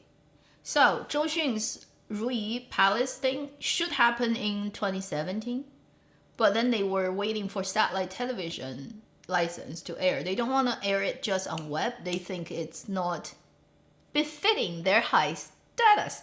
So they were waiting for the license and causing Yanxi to air before them. Yanxi Palace, that exploded. Again, Yu Zheng is really good at doing that type of stuff. So Yu Zheng won, and so so Ruyi had to wait. And then once they got, I think, and then they, but because they ran into a policy of restricting this type of harem drama, so they missed the opportunity to air it, and then they had to air it because they couldn't do the satellite. They have to air it on web, so they pushed it out. Is it end of the year or beginning of 18, if anyone remembers? Anyway, so we can consider 如懿传 is a 2017 to 2018 drama. And when it was airing, it was okay. It wasn't very successful, not as successful as Yanxi as it wanted itself to be. I think the people who make this drama really think it needs to be a second 甄嬛传. It didn't.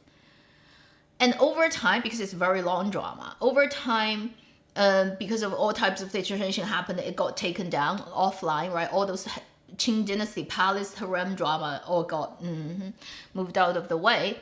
And it's been in silence. So people, if they watch it, they would watch it on whatever hard drive they've saved the drama on online, and there's still people watch it. But in terms of online engagement, it's kind of like gone.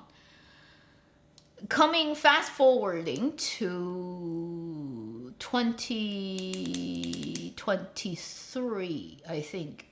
It was 2023, second half of the year. It started with actually a Bilibili content creator who actually plays games. So she doesn't actually do drama commenting. She plays games. She's a gamer, so she live stream game and talk about game, comment on gaming. So we're talking about Zhou Xun and 如懿传 problem. And then I think during one of her episode of talking about the game, she used 如懿传 as example of something. So she didn't have the like exclusive just talking about 如懿传. She always just talks about game. But that one, because I don't remember exactly what it is, but because of the content's nature, it has something to do with 如懿传. So she talked about it. And that one went in a way viral in her circle because of how many people actually resonated. And it started, basically that was the first snowflake that started this avalanche of people start to make content. And I think she got caught out basically by whether it's the fandom of Zhou Xun or fandom of the drama that attacked her for commenting on the drama and saying she doesn't understand things and you're just a gamer, like who do you think you are? You have the right to comment on our great drama. And it got her really angry to the point that she decided to open a new series of videos exclusively ranting about everything she doesn't like about 如懿传. And it started the first series of video on Bilibili from episode 1, first shot, to episode last shot. Every shot gets ranked and rant about. And this person started these videos and it got viral and it got like more and more watchers and huge amount of live comment. That is the first person who started this whole thing. Afterwards, more people joined. People from all kinds of different backgrounds. People who previously do other videos. People who previously don't do videos, right? They're just watchers, like content consumers. They don't create content. But because of this whole thing just snowballed and started to have more people rant. So suddenly, by 2024, early 2024, you have a group of people who exclusively rant about 如懿, this drama. And they all do it in their own way that are really funny. Really funny, okay. And they all get like huge fan base. By about April last year, I think, the drama started to take down those videos from social media, and they would send out those things to the platform, to Bilibili, and saying this is like personal attack or this is blasphemy or whatever, like all kinds of weird reasons, and they don't have copyright to use our material even though the drama is already taken down online, right? So they don't necessarily legally exist on China's stream platforms anyway, but they don't care. They just complain to platforms. And I think Bilibili as a platform, it just doesn't want the trouble, so it just takes down those people's videos, and it got people really angry. And one of those reasons that got listed when they take down your video is like it's a personal whatever attack on Zhou Xun or stuff. And it seems like it comes from Zhou Xun's team that came out and take down those people's videos. And those videos takes obviously a lot of effort to make because those are long, right? Every episode is like 40, 50 minutes long. And people like down 30, 40, 50 episodes of videos. It's a huge amount of work and they get taken down. So those people go berserk. They start to do more. More people joined in and more people start to literally just turn. Initially, they're just talking about the writing, the angles, the glorification of whatever thing, like the message, right? The thematic things that are problematic in the drama. And then after this whole thing, everybody turned their target, like aimed it at just Zhou Xun. And the fact that she had too much personal manipulation on the plot, on the characters, and they start to dig evidence in the vast digital junkyard to prove their point, which is she actually had a lot to do with how this character ended up being what it looks like on screen. She changed the script, changed the character setup, did a lot of things completely on her own, and because she's so high, you know, like Ka Wei, right? She's like tier 0. She is basically higher than everyone else, including director, in the industry, that she can do anything and nobody can say anything about it. So it ended up making the drama completely like this. So everyone's angle switched to this one and started to go at her, and more videos came out. By mid last year or summer last year, it was a feast on China's internet. So many accounts, so many videos, 吐槽如懿传, ranting on 如懿传, and I've watched a lot, and I pretty much watched all the famous, right, content creators on dissing this drama. Honestly, there are some geniuses in this pack who are the most clever, well-read, well-knowledge, balanced, and straight-headed women I've seen on China's internet. These people have read enough, know enough. They have very good ideas about how the world works, and they see through people. That's how I put it.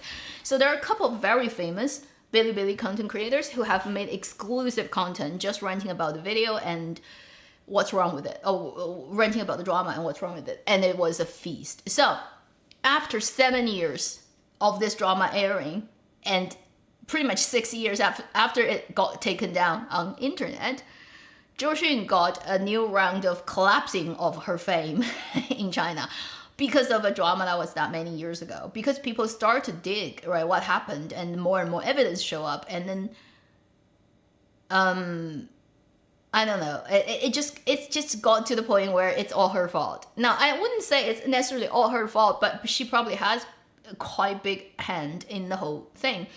And the drama is now being used as the perfect example of how you not should write stuff and how bad it can be if you're not a good writer or you have like really wrong values. That's how we would put it for contemporary people, for 21st century person. If you have this type of tendency of thinking and valuing and looking at world and other humans, you need to get a re-education, basically. That's what most people are coming from. So this round of collapse happened, high time was like last year summer, and it started to make people basically question about whether Zhou Xun as an actress deserves the amount of praise and love and whatever she's gotten in her career. Whether she got off easy, whether she actually is as good as, well, people think she is. And yeah, she's basically midlife crisis because of a 7-year-old drama. So that's overall what has happened. Now, for those really interesting videos, it's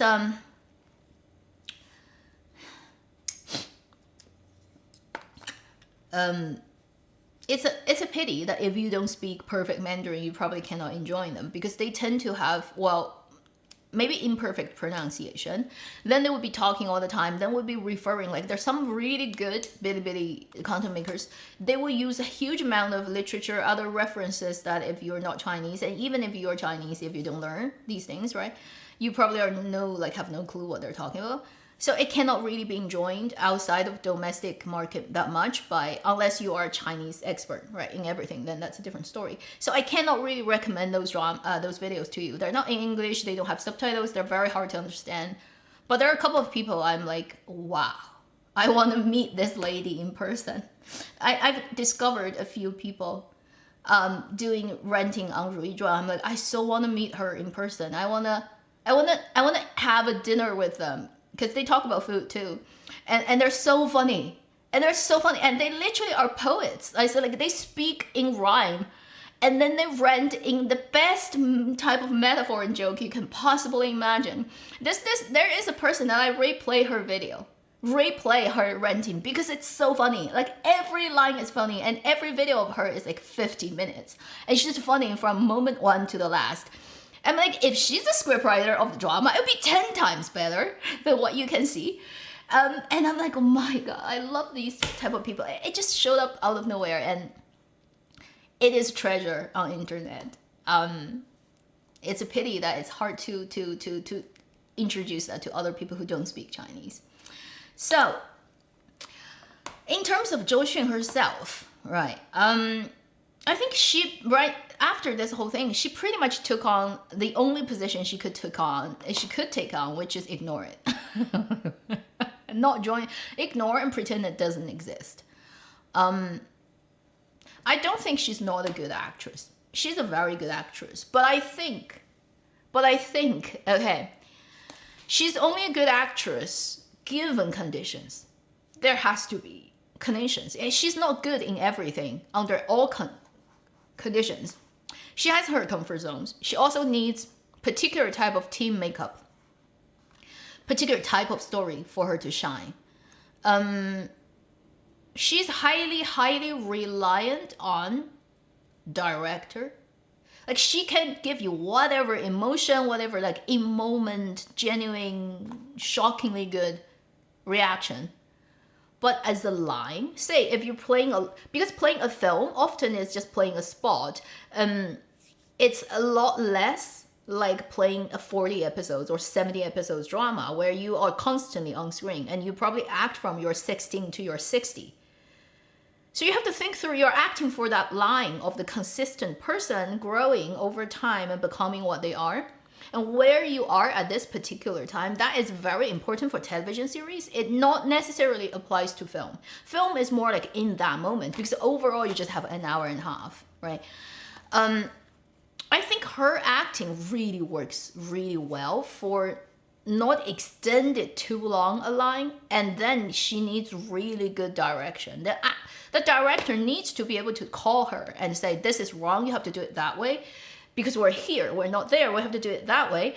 And then they have to have enough power over her to basically say, you have to do it this way. You give me this, I don't want that. If you let her run the show,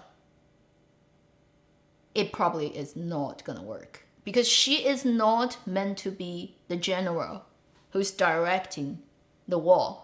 She's the chariot, right? She's the queen. She needs to be moved by the person moving the pieces. She's not the person moving the pieces. If you let her take over that route, it's not gonna work. If she's happily doing an actress's job, usually actually it kind of can work pretty well. And I think that Ruizhuan has a lot of problems is because she had too much say in being the chess player instead of being the pieces on the board. And because being director is a totally different job of being an actor. And it requires different set of skills and also different type of ability. And even like, let's say knowledge, like accumulated experience and knowledge, which I don't think she basically has that to do the job. And it caused a lot of problem for the drama. Is that gonna make her like not getting any roles in the future? I don't think it's gonna be a reason for her to not get roles. the things that may happen to her career that prevents her from getting more roles is the fact that she's a lady who's getting old. And in film and in drama, honestly speaking, roles for old lady, no matter how successful and pretty when you were younger, is like a tip of your nail. There are like what, 5 every year for the entirety of a country. And unfortunately, that would be her biggest obstacle, is she can no longer play a 20-year-old. There literally no longer are that many roles for her to play. And that would be a bigger problem for her than, say, because of Ru Yizhuan's problem that she's not gonna get chosen.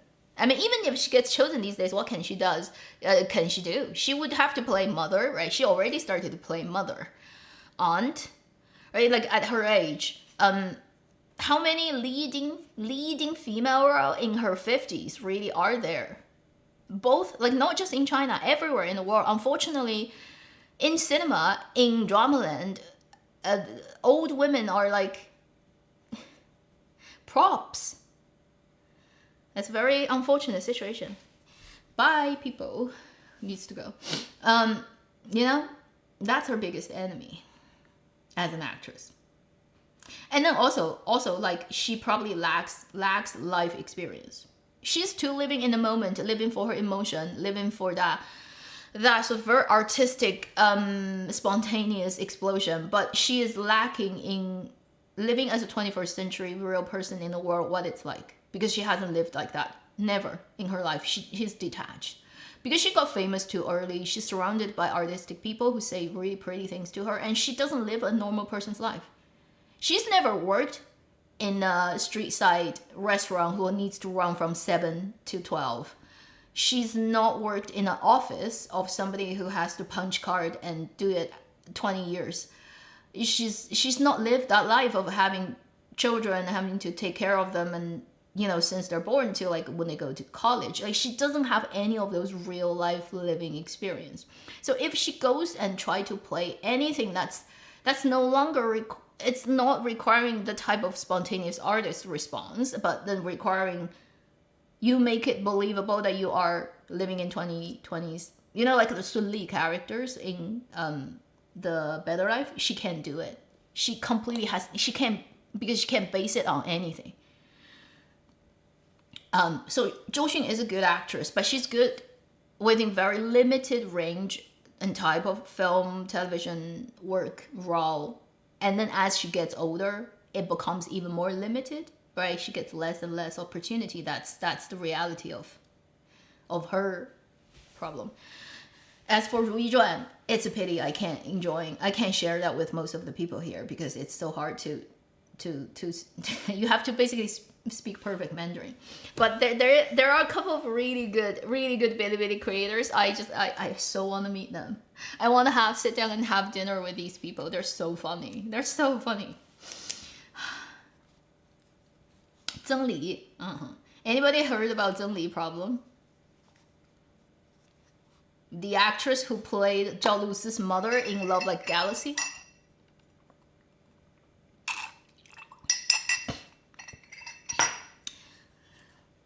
Rebirthing Ice Lake. That one needs time, right? It hasn't finished.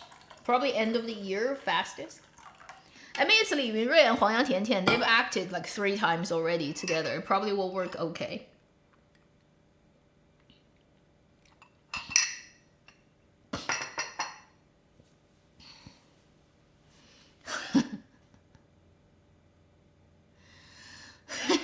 Liu Shishi proper posture. Yeah, she's too proper.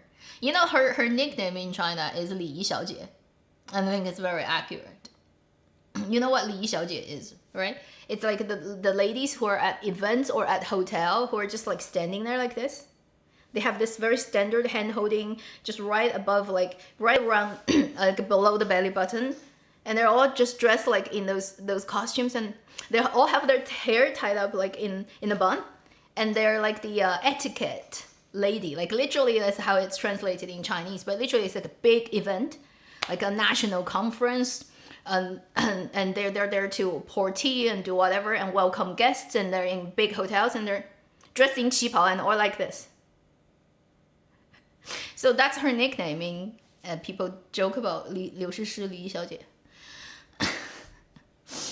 which is actually a very accurate description. I mean, if it's the time for you to have to do that for a bit, right, it's okay. But if you like this 24/7, and she's like this 24/7, it's a bit too much in the drama. And just sorry, my brain. I just thought about something that is so improper. Holy shit. I just had a thought in my head. It's so improper, I can't say it. People are gonna cut it out of context and say I hate her. So I can't say it. But I was just thinking, being proper all the time. And if you're clever enough, you should think about what's the next step my thought flows to. Okay? All the time, right? The thing is on all the time. So I just thought about something and it's too funny in my head. I can't tell you guys, but if you're clever enough, you already see it.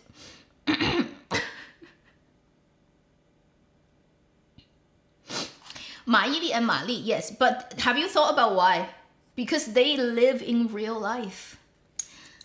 And Ma Yili has Ma Li particularly, right? Ma Li is so, because she's a comedian. She comes from a very humble background. Like, do you know, like the Dongbei comedy, literally, usually, originally very, very grounded Dongbei comedy are actually a lot of like inappropriate things people play and say because it's cold outside, there's no television in old times, people living like 6 months winter, you're at home and you just entertain yourself with all types of colorful jokes. So a lot of comedy from the very earthy grounded Dongbei, that region that started it, had this super groundedness. So it's different. Like Mali and this type of people, when they, before they got famous, right? They were, and the nature of their work probably gets them contacted with these things. Zhou is being treated as a fairy. She's literally actress, like the fairy actress of Chinese drama land and filmland. She's being treated as a goddess and a fairy, and she doesn't live in the real world. It's different completely.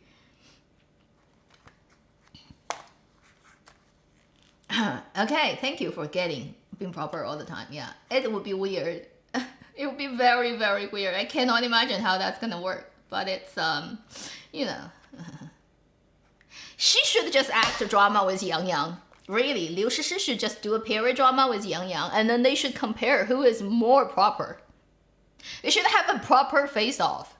It's like they have a scene that has nothing cut, and it's like from beginning till the end, 20 hours. They're just standing or sitting next to, like, right facing each other and see who can hold the proper for the longest time. That would be more interesting than the drama itself. They should just do that. Let's just do a variety show.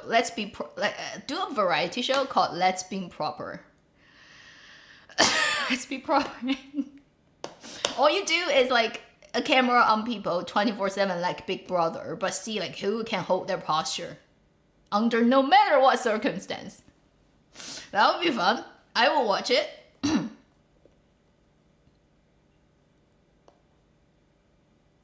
You can actually do that. If you always do that, you're gonna get what's the word for it in English? 脊柱, 胸椎. So your chest, so like this part of your spine has a natural curve backward, because it has to have that to accommodate the space of lung. So you can, when you breathe, you can expand and then do this. Your this part of your spine needs to curve. It cannot stay straight. If you stay straight, you can't breathe, and you're gonna be like this, right? You're gonna be out of breath. This part of your like around your breast area, this part of the spine actually naturally curves like this, because for a reason, it needs this space for the lung to move. If you keep pushing it like this, you're gonna develop a condition where you basically have to hold your shoulder up so that you can breathe more, and over time your shoulder becomes also weird, like it becomes too flat here, and then also like your shoulder blade is gonna have problems. So it's like all linked together, right? Your bone structure is all working with each other. there's a particular condition is if you straighten your back all the time, it's actually bad for you.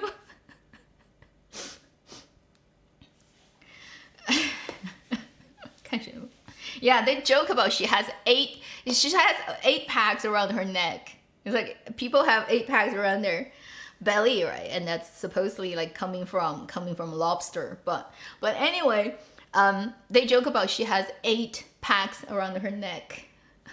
The strongest neck possible.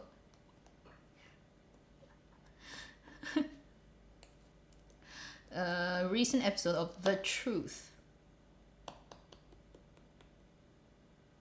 What's the? Remind me the Chinese name. I kind of, I can't. I know this. There's a drama that called The Truth, but I can't remember the Chinese title. I was also watching 师承上海 the Contender. It's like 30 some episodes now, 34, 36 today, and it's 49 in total. So in a couple of days, it's gonna finish. It's watchable again, but it's not that great. Oh, you mean the variety show? Yeah, I'm watching it. 开始推理吧. Yeah, I'm watching that one. It's pretty good. I think I like these 6 people together. They kind of work really well together, right? On a variety show, it's hard to get everybody on board in their own unique way, and it all works out pretty nicely. Lumbar curve. Yeah, okay, maybe that's it. Anyway, I don't know exactly what's the English word for medicine, because English for medicine is always ridiculous. But anyway, basically this part of your spine is naturally curved because you have to breathe. If it doesn't curve, you can't breathe properly, right? So, yeah, 开始推理吧 is pretty fun. I forgot to, I just quickly say, if you're watching Contenders, I think it's a pretty good drama. It has a lot of Hong Kong actors, from old times, like Wu Qihua, and pretty much every other people on their team, like the Shanghai Bang, the gang, the older generation. They're all like Hong Kong actors. They're very good actors. The only thing is they all get dubbed because they don't speak Mandarin, right? And then it's that familiar TVB vibe coming out, but then you have the 2 leads who are actually mainland actors, so it got a bit weird. I like the story actually. So far I enjoyed it, but I don't think it's outstandingly attractive a drama. If you don't watch it, you're not missing much. The type of drama. That's Contender, 师承上海 from 长信传媒 Tencent. It's the team doing Strange Tales Tang Dynasty. They spend a lot of money, I can tell. I think there's a quite big budget of this drama. You can tell. I mean, the sets, the costume, the lighting, the golf course, and the linen suits look really good for the Southwest Asian kind of climate. And it kind of like tells you it spent money on it. And I don't have a huge problem with that drama. But if you have to say like what is super exciting and attractive and really, you have to go and watch this drama. It's great. I can't find something about that drama that I would have this reaction and recommend it to you. So Contender is, if you like any of the specific people are in the drama, you can go and watch. It's a pretty okay drama, but apart from that, I really don't know if I am the marketing person for this drama. How am I gonna sell it? Because it's a group of gangsters and they're like mid-age and above, and then you just have 1 young guy in the whole thing, 2 young guys, another is supporting role, but he's like gonna be bad guy. You only literally have like Yang Shuwen as the young generation, and everybody is like 50, 60, 70-year-old men who are very real skin conditions and lighting. So everybody looks like they're constantly needing air conditioning saving. And it's their story. So if you're interested in that, and maybe like interesting for you to look at, but I don't know how to sell it. To me, if you watch a lot of young people's dramas, right? That drama is very much not young. So it's okay, but it's I don't know how to promote, how to sell it. I probably will watch till the end, but I don't think if you have no interest in clicking into it, you would ever be convinced by me to actually try it out. That's Contenders. Not bad a drama, but maybe very specific about what people want to watch. So that's another one. 推三 is the third season of Truth. Is 开始推理吧 literally means let's start deduction. Yeah, something like that. It's all Dramaland people. You know, like when all Dramaland people are ending up in variety shows, that means really there's no drama to be filmed. Or there's like too little drama work out there. Wiggs is very nice, an actor. He always has been, right? He's super sexy when he was younger. But yeah, he's in his 70s, right? I mean, grandpa, like as a grandpa, he's still very good shape grandpa, but he's a grandpa. He's still a grandpa, right? There's only that much like attraction that he can emit. So that drama is like, if you want to watch it, you can. You probably won't be disappointed, but I can't recommend it on any specific things.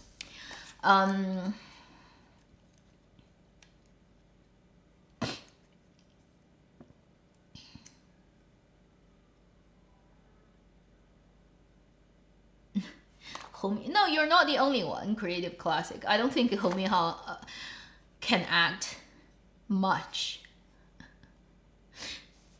I mean, I don't think he has even crossed the threshold. If there is a room or there's a house called acting, you have to first walk through that first step, right? You have to get into the door, the threshold. He's outside of the threshold of the house called acting. That's my opinion about him, so you're not the only one. I know he's got fans. I know people think he's good looking, but good looking doesn't equal knowing how to act. Everyone thinks their pet is good looking, but their pet don't act, right? So, 开始推理 is a pretty fun show. If you're not watching it, you don't need to watch the earlier ones. Or you can watch, like say, one episode and you know what it's like. The third season on Tencent has only started the second case, right? Right now it's only the second case, so it's a long way to go. It's gonna go till like July, something like that. Usually, May, June, July. At least you're gonna have until July, and they have usually 8, 9, 10, something like that cases. I can't remember exactly what's the number, but anyway, they're gonna have that many cases. Every case is like 2 episodes. Each episode is like an hour and a half or more than that. And then in between they have like a little smaller episodes about other stuff. But the case breaking is upper, lower. It's like part 1, part 2 of every case. So they break a case down to 2 parts. And usually everyone is about 1 hour and a half, a little bit more than that sometimes. So it's like 3 to 4 hours for each case. And then in between, they have like special short videos. It's like 20 minutes, 10 minutes of people eating and having dinner and stuff.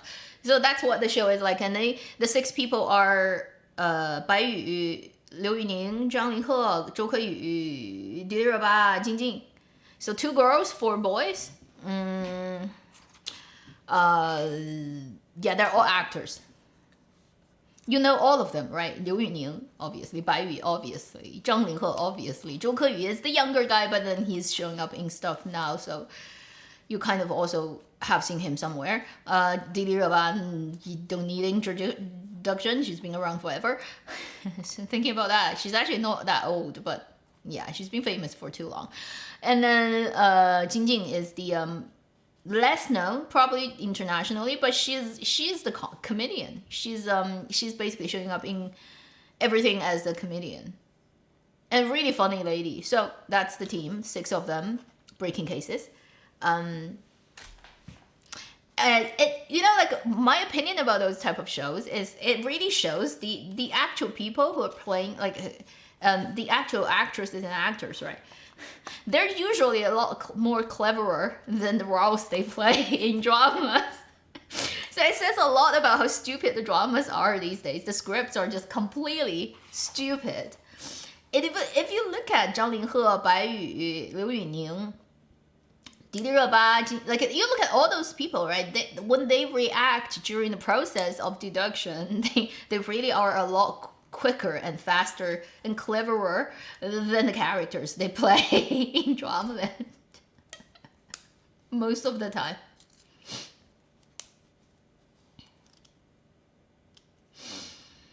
雪迷宫 I don't know 雪迷宫 Shipping 黄景瑜 and 王子琪。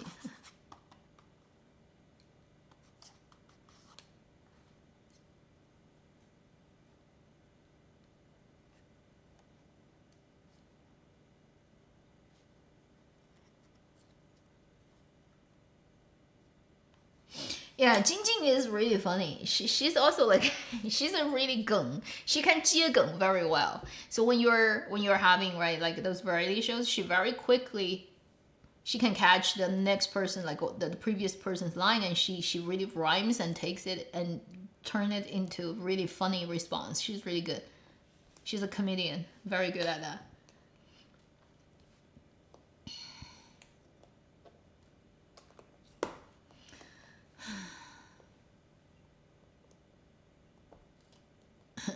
Yeah, there has been a series of different named detective shows has been going on.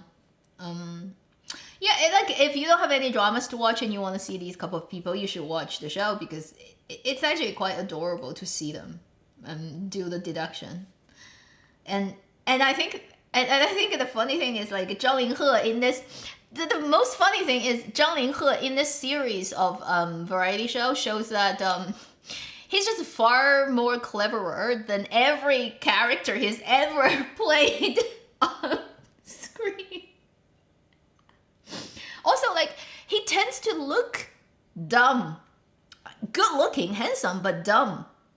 In period dramas on screen, no matter what he's playing, whether it's he's playing a Quan Chen, or he's playing a revenger, he's playing a strategist, or he's playing a psycho, whatever, right? Like, think about every period drama he's played. He's supposedly playing a clever character, but his acting make you feel he's dumb.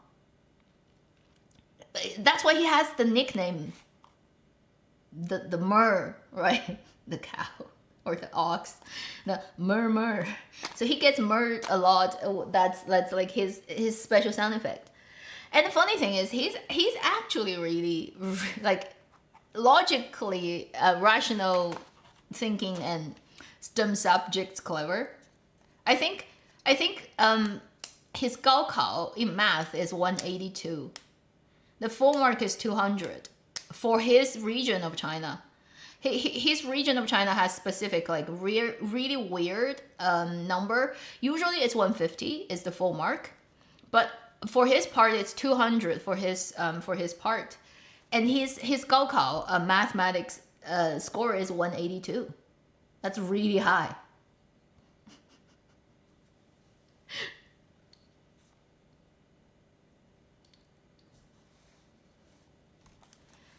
Yeah, so he's actually a 理科生. He's a like good mathematics student, right? And anything concerns like math in the deduction, he would be the person who does it. And he's like very 理科生because I watched a couple of episodes. The way he thinks about things, right? I'm like, yeah, that's so familiar because I used to be in high school in the class of like really good math, physics, chemistry students, and they talk and think in very similar ways as he does. It's very familiar. So I'm like, such a standard 理科生, and I'm like, how did you end up in acting, right? Like you're a perfect 理科生 and go design planes, really. I mean that seems to be the coolest thing to do now in China.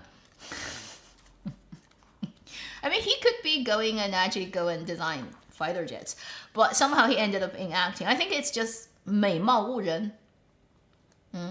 He just happened to have too pretty a face to be wasted, I think. Which actually maybe not is the best thing. Who knows?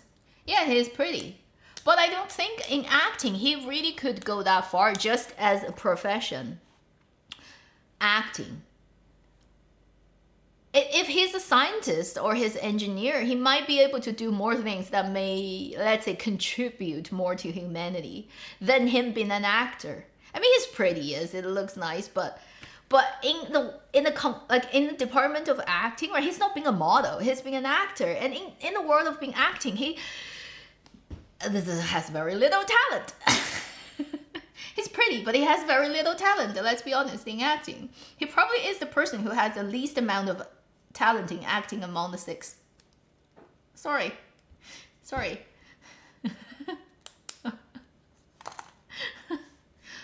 But really, if we're looking at existence as a huge account book of like, if you have how much talent you can input into the world to make a difference, him being an engineer probably can make a bigger difference than him being an actor to humanity. Okay. But then obviously two girls want to fangirl her. Yeah, he has value. I can see that face has value. Okay, just the face itself. But then again, when Zhang Linghe as an actor, he really actually is more suited for modeling, for having his face on hard like shoot, on just picture. Because when he moves, his muscle actually is not made for being an actor on camera. You know, like his face wrinkles very badly when he smiles and do any big expression. And it's not because, it's just because some people have the type of not very tightened skin and flesh. It doesn't like smooth out even when they move. Also, he did have a significant weight loss during his like, you know, early 20s. I think that caused some problems. Also, his muscle. If you look at when he smiles, right, the creases around his eyes and his like here, those lines are that's just like how his muscles are naturally like that. You have no cosmetic procedure that can do anything about it these days. Like it can be done. One of the things that cannot be done. So he has a problem of if he wants to make very big expression, he can't do it without looking weird. So that if he wants to look pretty, he almost has to always control his expression. Zhang Linghe 褶子, too many 褶子. His creases are too strong, and even with skin smoothing, it's too obvious. And that's just how the muscles are lined. So having a perfect for camera face is 1 in 10,000 thing. It's like some people look good when they move, some people look good when they don't move. If you want to look good on camera, you have to be having, right, the face that's for the camera, good for lighting. You have to have the type of skin and type of muscle lying on your face that works for camera. Camera magnifies all the unevenness of your face more than human eyes. So if you see somebody in life, you may not find their faces in any way problematic, but if you put a camera on them, you may find the contrast between the muscle, those lines, start to go everywhere and start to become really ugly because camera don't have that sort of fine-tuned thing as human brain has. When we look at things, we actually erase certain things, or we can see more detail, therefore the contrast is not as strong. But cameras don't have that ability. Cameras will be will add on a lot more. So if you already have really strong creases on your face when you do any movement, like talking and smiling, and then you put it on camera, it's like 10 times worse. Zhang Linghe just is very handsome. But his face looks good when he doesn't do big expressions, doesn't move the muscles. He looks good in a still shot. When he starts to move and laugh, suddenly it crashes. It's like those 3 lines here and those 3 lines are so strong. And he can only play characters who don't smile. Otherwise, it just 破功, instantly 破功. That's a big problem actually for his face, and there's actually no cosmetic procedure that can save this. Because it's in the muscles. You can paralyze the muscle, right? Then your face will be paralyzed. So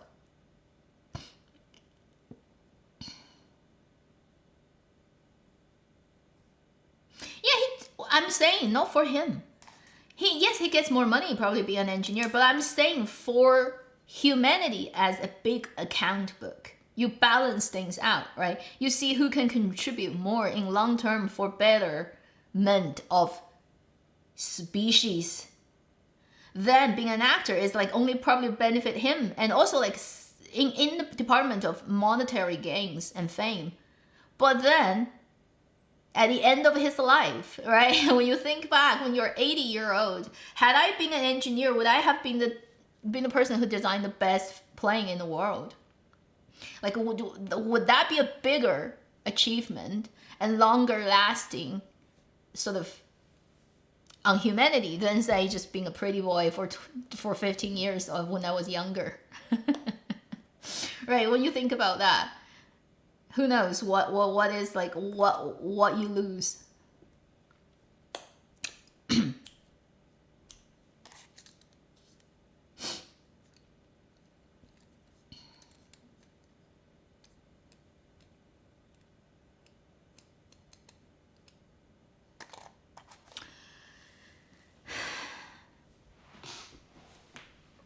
Acting is just like, it's not something you can basically force it to happen. If you're really not cut out for it, you can't force it to happen. And you can say that pretty much about anything in the art and department of art, really. If you're truly talented, a painter, a dancer, you just are, right? And if another person works as hard as you do, but they don't have the amount of same talent, they just can't do it as well as you do. And in the world of art, whatever, everybody knows that. If you go and look at like every year, what's the Grand Prix of like the ballet dancing in the world, a couple of big events, and when they have to number everybody, right, in the age group, and then they go on and they dance a classic piece, a contemporary piece, and sometimes it's the same music and same piece, and different competitors, they all do their different version. It's really cruel to see that show and see like how talent compares to each other. They're all top of the world. They can enter those competitions. It's already the best dancers, but among them, you can still tell there are people who are just like, you can't compete with that. They're born to do it, almost like they have that extra thing that the other people just technicality wise, they're probably on the same level, but this person, their expression, their ease with the art form is just on a different level. Every year you can see this type of people. I think in dancing competition is particularly obvious. Also like in those type of rehearsing room, when they have like 2 or 4 people getting taught by the same instructor in preparation of the final sort of whatever show competition, they would be dancing the same piece together. That's the cruelest thing you see. When you see dancing competition, the ballerinas, they're the best already in the world, and yet 2 people, 3 people in the same rehearsing room dancing the same piece. And it's just so obvious that that person is the person who has the natural talent and the other 2 don't. They just have technicality. They do have talent, but in comparison to that one person, they're on different levels. It's almost like impossible to the one step is the step that you can't jump just because you worked hard. It needs to come from somewhere else. Acting is the same. It's like, if you have it, you just have it. If you don't have it, you can't force it, no matter how hard you try. He's very good looking, Zhang Yinhe, but I don't think he has that part in the acting. His talent is not in acting. He's a clever guy, but it doesn't translate. It doesn't mean like he's logically like a really clever person. It doesn't translate into playing the role in a drama. And there are plenty of dumbass people who are genius actors. It's like they can't put 2 and 2 together. They can't add it, and they're completely incompetent in life. And if you ask them any logic question, they fail miserably. But then when they play character, when they speak lines, when they embody another person, it's like they get possessed, and they're just like they light up the screen. They light up the camera, and camera loves them, and they're just in that 如鱼得水. They're the fish in that pond. They could be like dumbest people in the world, but when they act, they suddenly become the most clever person. I don't know, like it's just like talent gets compartmentalized as well.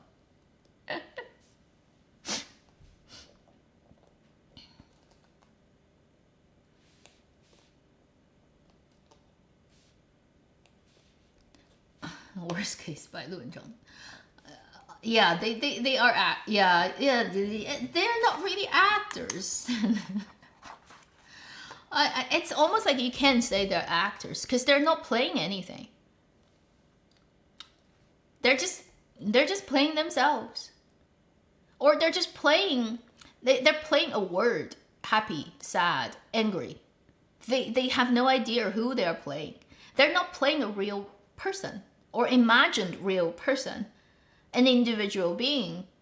They're not embodying any existence. They're just like, they're like puppet, right? The puppet to the moment. The director say cry in the scene, cry. Director say be angry with him. Okay, do that. And they are just playing that tag, the so-called understanding of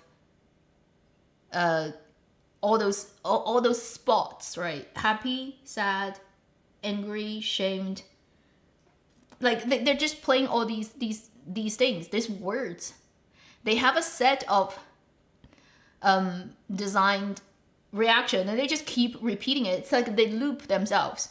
And then they're just getting dressed up with different makeup, different hairstyle, different costumes, with a different name, in a different team, with a different lover. And then they just like repeat. They loop play their own play of everything they've done before. They never actually play a character, so they're not actor at all. They are 复读机. Anybody know what 复读机 is? If you're not from China.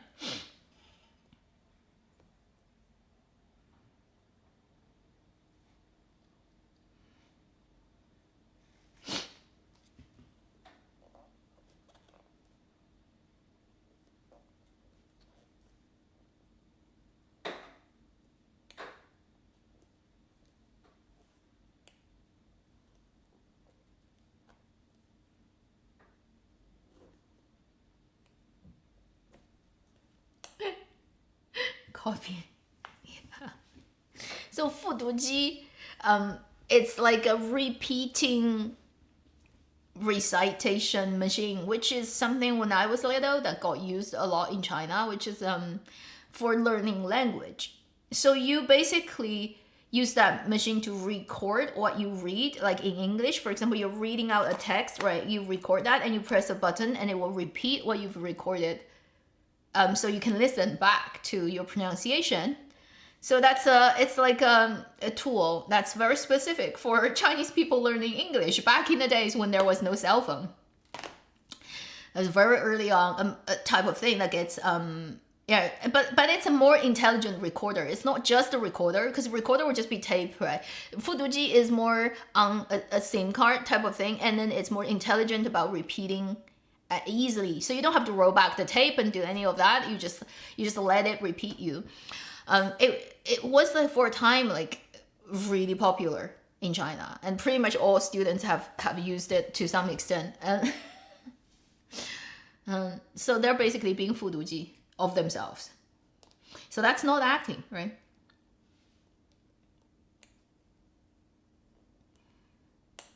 Started out good is also questionable. I think when they started out, because they know nothing, so they have basically they don't have that much say. Whatever the director asks them to do, they have to do it. So that's why their acting looks better back then, because it gets controlled by the director. As they get more famous, the director becomes less important, and their fandom and their stardom and their company and whatever capital is backing them up, and then to make them look good for their fans becomes priority instead of tell a good story. Then director becomes very much just like another worker on set. So you know, like that means they probably have always been the same actor. It's just now they have more say, and then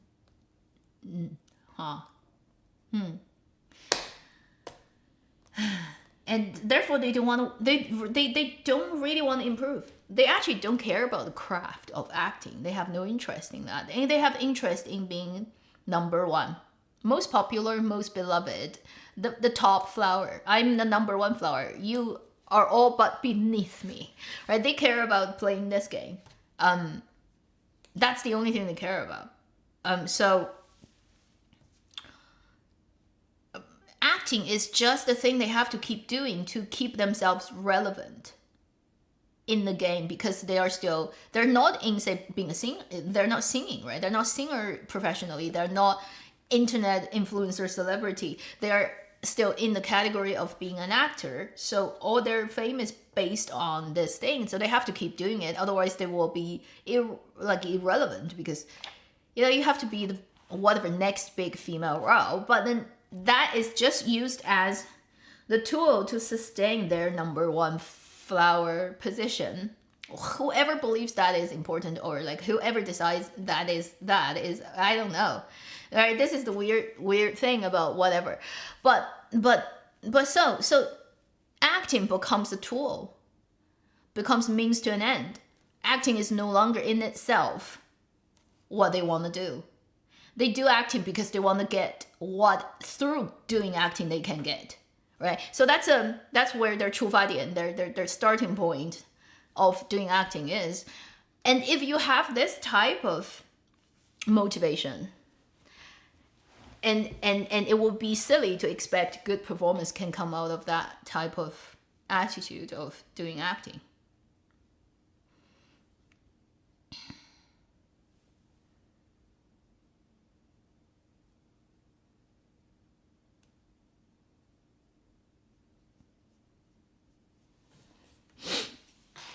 Not only because the directors are great and they can do something, it's like they have to have say. It's like on set, I say this one is not good, I don't want this cut, this one you do another, right? This one take is bad, I need another take because it needs to link with that take and that take after. So they have to have that in their head, and then they have to be able to say, I want this and you give me that, no excuse. And then they have to be able to direct the actors, right? Literally direct you. But if the actor is too powerful and the actor can do whatever, and the director is like, I'm only here for my cut of money, I get this done in 3 months' time, and I don't even care the end edit because I'm not gonna have say anyway. You're gonna be the person who have say in the final edit. So I'm just here. You hired me to do the job. I do the job. I go away. I don't care if it's going to do anything good or bad for your reputation or the story. It's not even my story. If that's the situation on set, you're not going to get a good story no matter what. Because if the person who actually wants to do this is really good at directing, right, it cannot exist at the same time. You either are a person who is using acting as means to an end, so that you don't actually care and respect this craft, right, the storytelling craft. You actually don't respect it. You cannot be actually really good at it and you don't respect it at the same time. Like, it does not. You see, these two things cannot exist simultaneously. Therefore, so for all those type of dramas, right, is like, you want a good acting come out of that, you might as well hope pig can fly, right?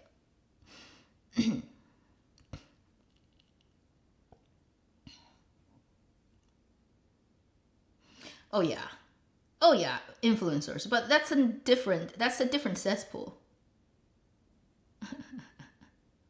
It's a different game, right? It's in a different area of the world. That's why, like, I don't have any, even when I had TikTok like account, I don't use it, right? I don't have any vertical screen video platform app on my phone. I don't watch anything from there. I find it's repulsive most of the time.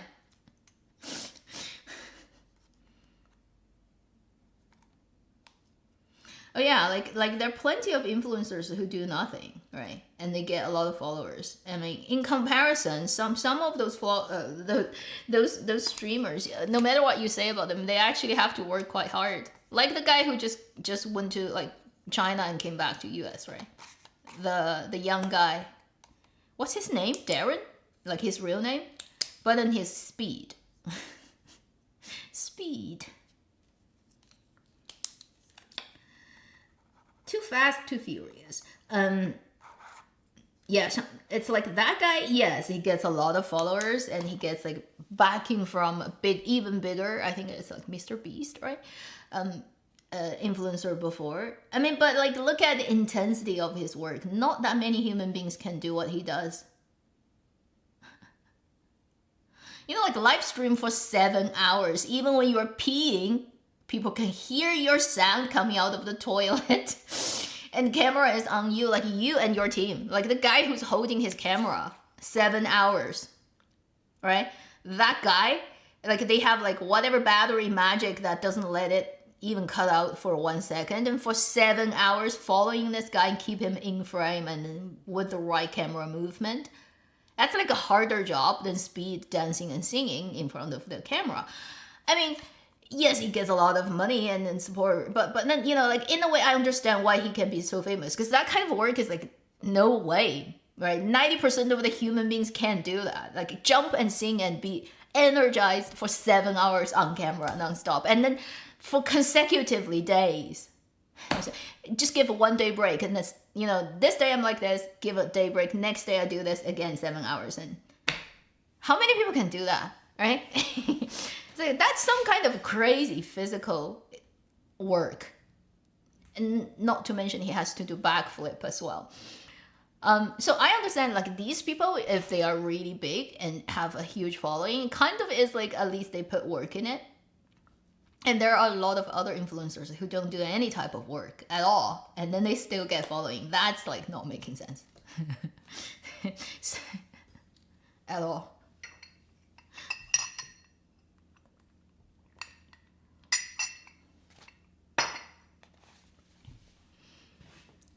Somehow people suddenly start to talk about James McAvoy. You know, the weird thing about Scottish accent is I can understand it for some good weird reason. I never specifically tried to learn Scottish accent, but I pretty much can understand Scottish accent without any problem. Weird, isn't it? Maybe maybe I was a Scot in one of my previous life. I'm familiar with that tone. I do still remember the first time I went to Edinburgh. I got off the train, because from England, if you go up, you just take a train. You get off the, it's a very pretty station. You get off the station, you walk out. I remember, I still remember what it looks like, because Edinburgh is a very, like a hilly place. It has a lot of topography, and it was cold. It was like around September or October. The first time I walked out of the station, I just had this weird feeling in 1 second. It just lasted like 2 seconds and it was gone. But in those 2 seconds, I'm like, so familiar. It just like happened for 2 seconds and then it was gone. And then I went back to Edinburgh another time afterwards, and I didn't feel that at all. On a different, like another year. So I went there twice, I think, during my time in Britain. But the first time I went there, I got off the train with my friend. I still remember that day what it smells like. It's like, boom. It's like so familiar. So just for that 2 seconds, I feel like I definitely have been here before. But I just don't remember. I don't have actual memory of like, you know, last life or whatever reincarnation. But I have the weird feeling that I've been here before. That's why maybe the Scottish accent sounds really normal to me. It's like not weird at all, although it's kind of funny.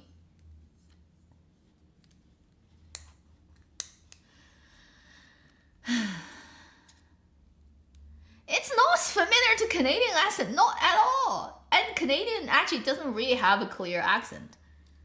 Just a few words, but Canada is very close to America. I mean, if you think about Australian, New Zealand accent, right? That's a much more pronounced accent than, say, Canada. Canada doesn't really have a distinctive accent. And also, like, I think the Caribbean accent is the cutest one in English. Like, because I used to know a girl from Trinidad, and she has the most funny English accent. Like every time she speaks, I wanna laugh because it sounds so much like she's singing. She's singing it. It's like so up and down. And every time I hear her speak, I'm just like, I just start to, I can't control my face. I hear people speaking that type of accent, I'm like, ha ha ha ha, and it starts Scottish accent is similar, but not as much in that.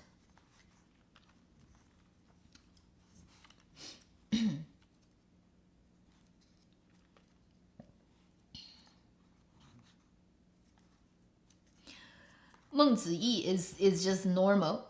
I don't think she's like a very good actress. She's normal. And then if you get a good director, she can work. Yeah, I think maybe I was a Scottish person one lifetime at least, but I don't know which one. Maybe Far Away. Maybe, I don't know. Maybe, but it only happened once. It's like, wow, this is so familiar.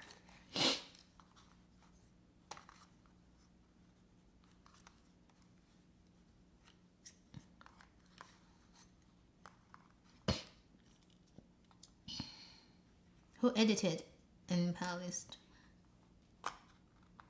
I don't know. I have to look that up. It's such an old thing, right? 甄嬛传 is 10 years old. It probably is just one person on Zheng Xiaolong's team because it's Zheng Xiaolong's work and he's been around for a long time. So this type of director, they usually have a very long time collaborator in cinematography and in editing. And usually it will be going to that person. It's like that, like Chinese drama making is very 作坊. It's very workshop. It's like a group of people who work together. They work it out really well, so they always work together. It's like 长信传媒. Right? Think about the Strange Tales of Tang Dynasty team. Like these people have been together for 2 decades, something like that.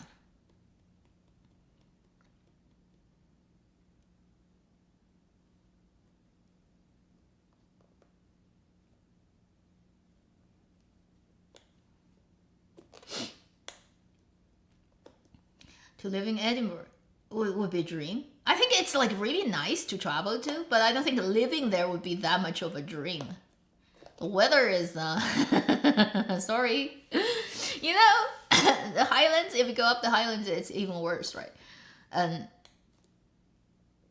I mean, the September festival is nice. Like all the arts and performance festival is nice. If you go there around that time, it's like really nice. And it's not yet too cold. But I don't think living there all the time is like that nice.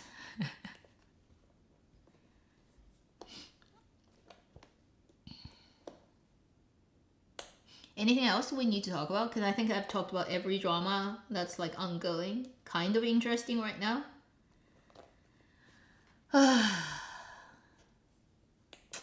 Yeah, this year Chinese drama is bad. Overall, it's very, very not exciting. Yeah, Loki. Go to Scotland during their Edinburgh Festival. Every year, I think it's around September. Because I used to have this friend who works in like she still works there, but she doesn't go anymore. But it used to be every year she has to go there for business because she is in the National Performance Center of Beijing. So they have like contract and all kinds of collaboration with all types of performance, troops, concert, whatever. So she has to go to Edinburgh every year. And usually it's in September. It's really nice, like for that week or two. It's like you go up the hill of the street, like everywhere is literally stalls of all kinds of performance from all over the world of people like dressing everything, and then they're actually proper performer. They're not like, you know, street level amateurs. They're all from national whatever professional troupe, and it's really nice.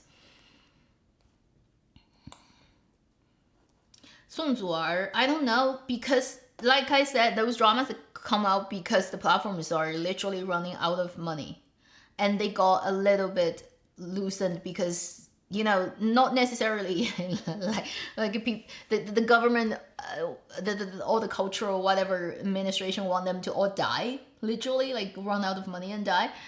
So they gave them a little bit space. But does that mean she can come back easily? It's still not clear. You have to wait till like announcement coming out saying she got another role signed. That means it's all clear. If that doesn't happen, you don't know.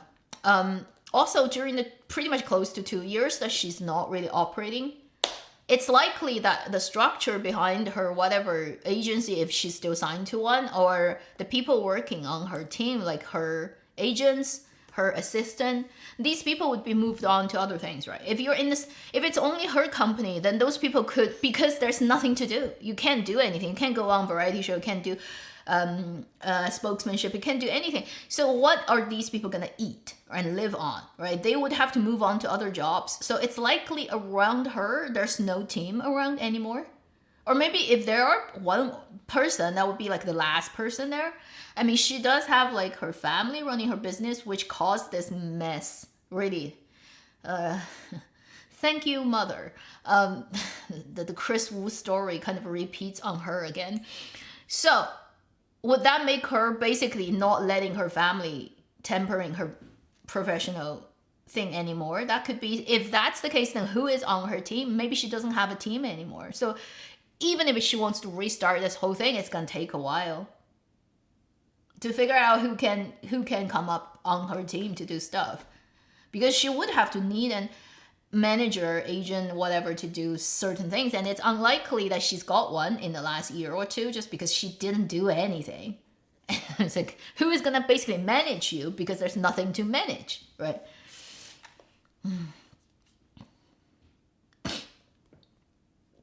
Like once it actually happens, right, and for sure, then you know it's all clear. Now you're just waiting for it to happen. And if it's clear, then that means it hasn't gone to the last stage, which may mean like she has not that much to do with the whole thing, whatever.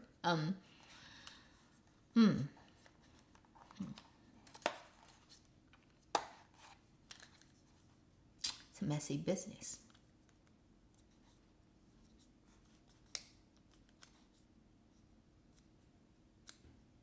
The game code to Jingyong, I don't know what that is.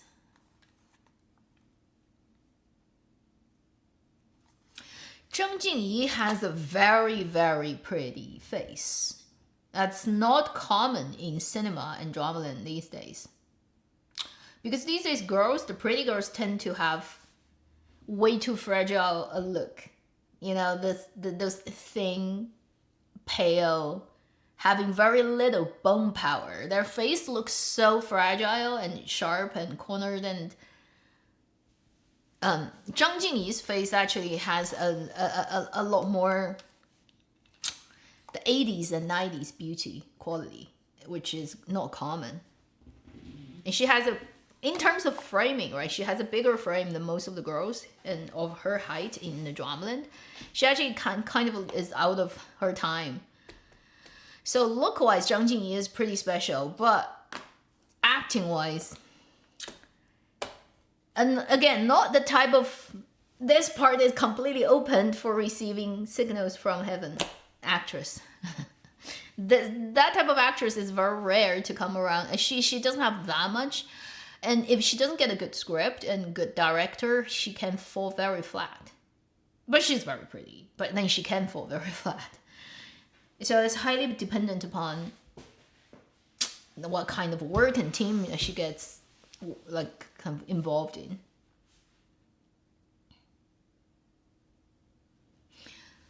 I know Zhang Jingyi is in the company with Zhou Xun and Chen Kun, which makes me worry about it a little bit more.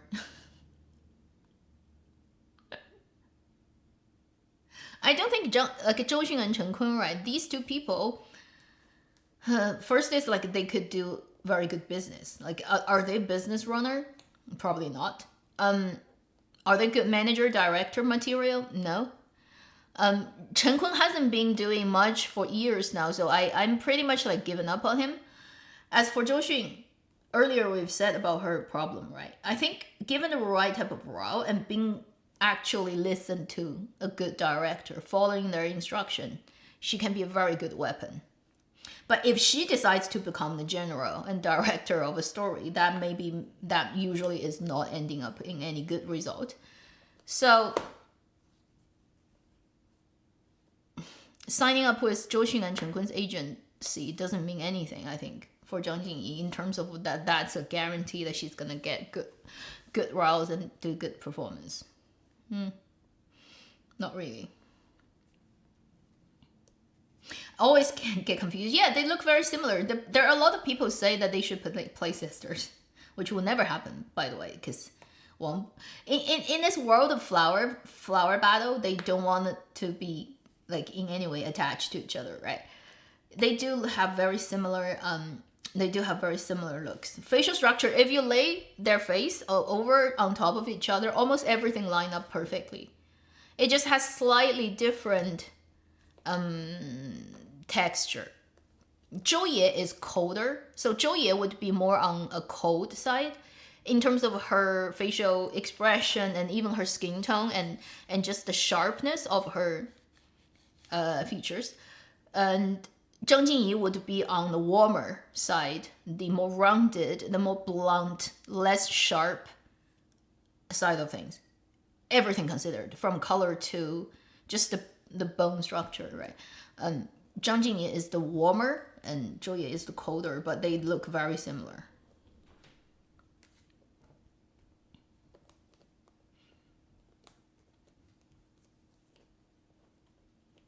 Who is this Chinese YouTuber? Renter? Please share. Okay. Yeah, she has like one of the weirdest name you can imagine, which I can never remember, so I'll have to. Holy shit, the stock market. Just ever since Monday when Trump said it's all just gonna get caught off, it's been climbing like crazy. Really? It's 5,920 today. I'm talking about SP 500. That's insane. You know, like before the end of last week on Friday, it was like 56,000 something. Now it's like 59. Holy shit, Trump has got so much money just by manipulating the market.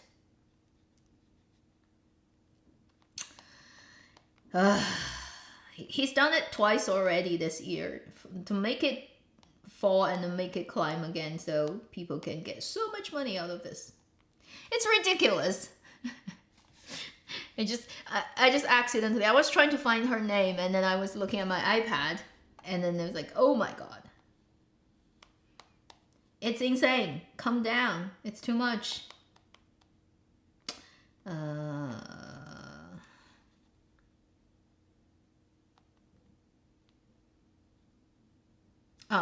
Okay, so that Bilibili person who is like a master of renting Ruizhuan, and she's so funny, I want to have dinner with her, is called, it actually probably should be pronounced as Cui, but then if you pronounce it in the normal, like not thinking about dialect way, it's 衰弱的衰兰送客咸鸭蛋.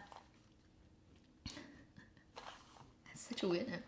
So 衰弱的衰兰花的兰送客咸鸭蛋. Go and search this person on Bilibili. Her rant on Rui is by far the funniest I've heard. And every line is funny. And she does it every time 40 minutes.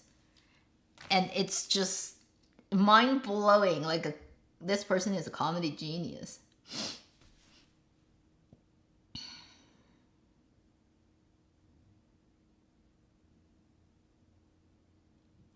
Let's just do another 10 minutes and we can call it today.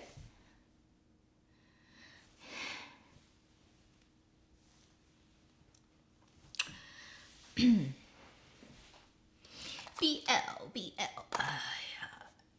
Although I've had my fun with BL and I've had some of the best times in Dramaland and even with my own edits, I have to admit it's the BL stuff that got it started working.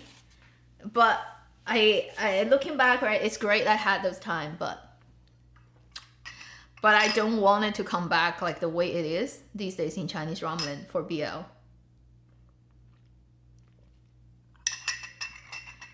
I think it's overall still a right thing to do to call it off, that whole genre of drama.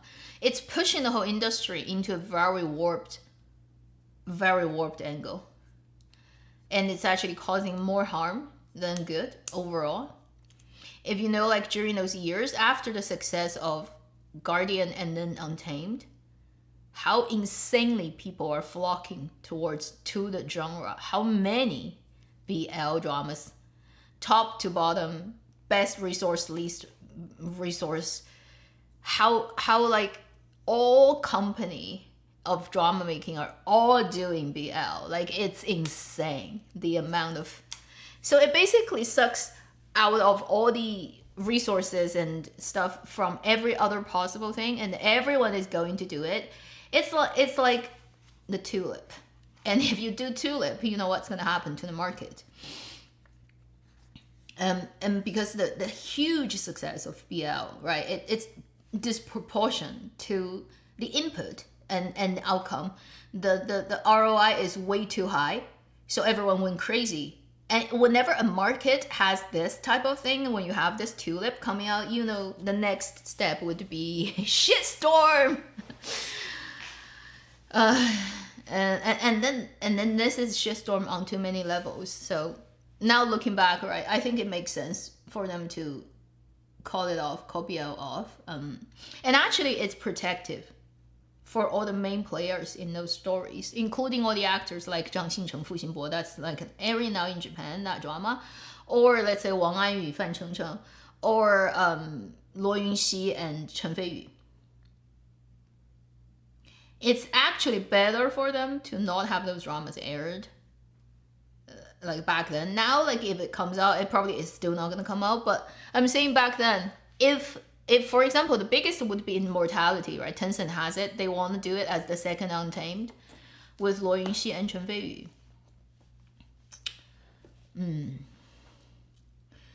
But had that drama aired, probably it's not gonna be good for either of those actors. Probably will be worse, a lot worse. Imagine all the steps it's gonna go through, right? You're gonna first have a period of sweet honeymoon time because they are a CP. The drama hasn't finished. It has to be airing. But towards the middle and mid to end, the two guys fandom would start to tichun, which is purification. Now you're gonna have, by the end of the drama, before they even finish or the last bit of promotion, if they're gonna host a concert, the two single fandom would already be at throat with each other. And then I can already see the Chen Feiyu fandom would term their own their idol as the crown prince of Dramaland because his daddy, and then because he's 1 instead of 0. And then the Luo Yunxi fandom will come at what angle, and then they will start to fight, and then they will do whatever to dig out whatever shit that's hidden in the background. Even Chen Kaige is not gonna get out of this situation cleanly. The daddy is gonna be dragged into this whole game. If you want to dig those like these directors' past history, all of those like Chen Kaige, Zhang Yimou generation of directors, everybody has a shit ton of skeletons, okay? Like, the level of shit ton of skeletons puts everything like the current generation do in shame. And it's gonna just snowball. And snowball to a point where some epic shitty thing is gonna happen. And you don't know how that's gonna come. And that's just like that one couple. Then you think about every other couple in the BL drama that haven't aired, right? Pretty much it's all gonna go down that route. And it's never gonna be pretty at the end of it. Because people are gonna try everything to dig the other person's dark material out, right? And then eventually something is gonna hit a big wall and shit is gonna splat even worse than before.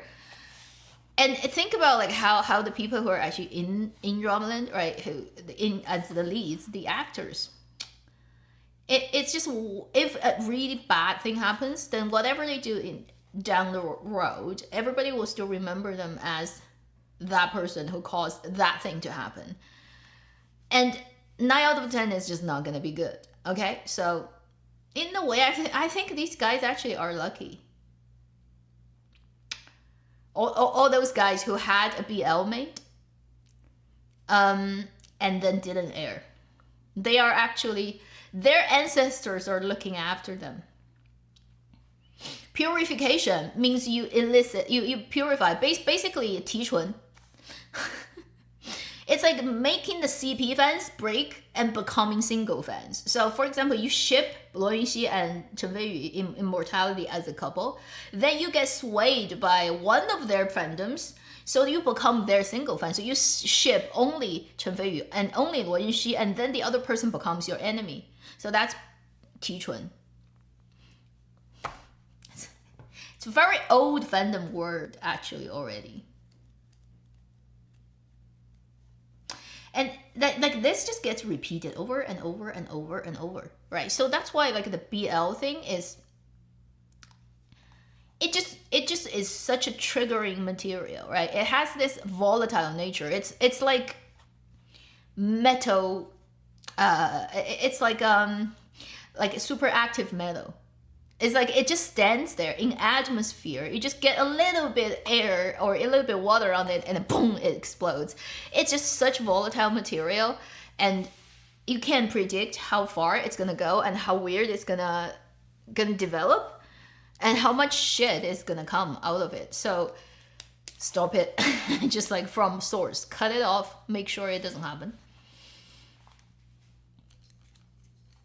This is what BL is. So looking back, you know, if you want these actors, right, all these couple of actors who have known BL that didn't air, like Tan Jiansi, Chen Zheyuan, right, all those people, it's actually a good thing for them, really. Yes, they didn't get like explosive fame for 3 months, yes, but then they probably had like 30 years more acting time instead of kaboom. Devastation.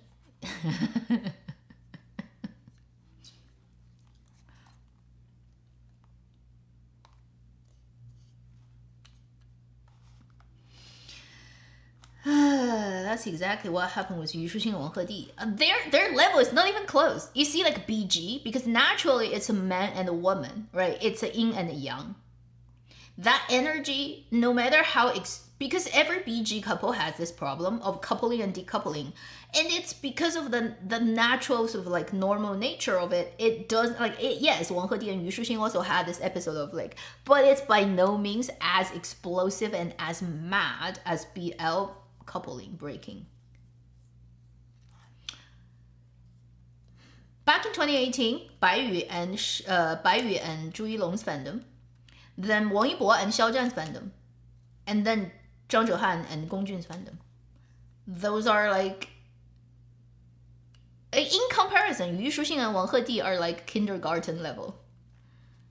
Not even close. It's like, yeah, decoupling is like by no means anything explosive, okay? And you get like, these three couples, when they decoupled, right? It's like one after another, it got worse.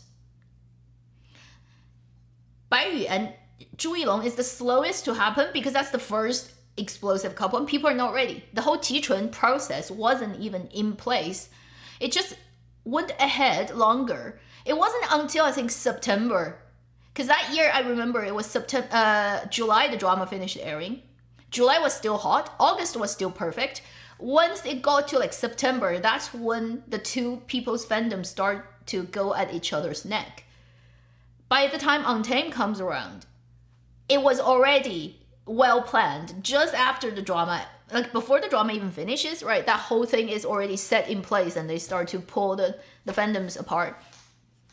And then you have Word of Honor, which nobody had any hope of it doing any well. And but because other dramas didn't air, right? Other BLs didn't air and they're all waiting, like Tencent keeps doing this. They were waiting for Ru Yizhuan the best time, and then they missed the opportunity and just shit came down.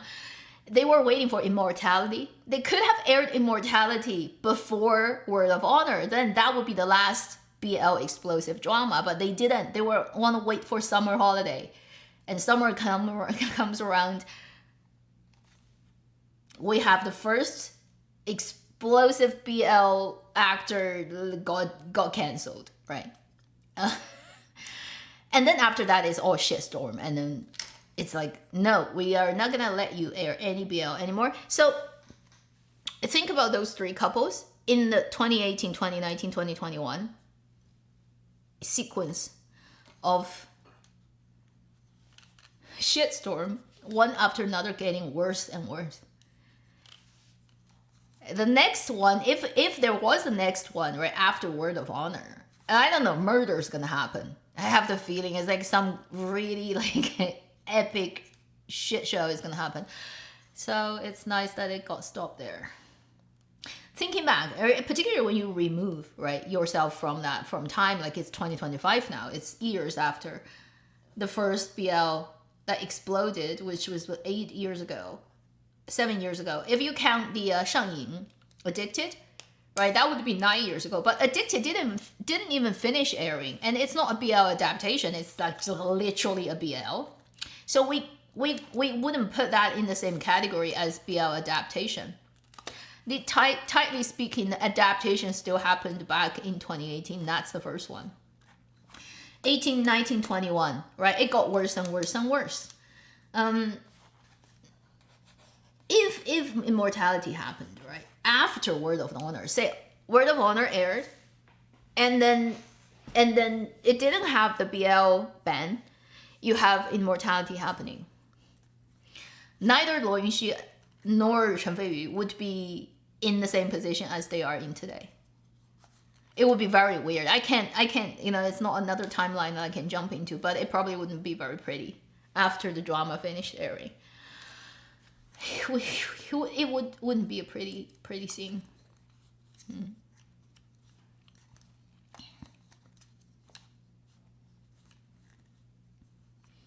Yeah, 水龙吟, Luo Yunxi, they just released the trailer, yeah. He looks exactly like Tan Taijing. Hey, he's one of those very 迷失 person, right, who's got lost. A couple of people who got really lost from the early days compared to now.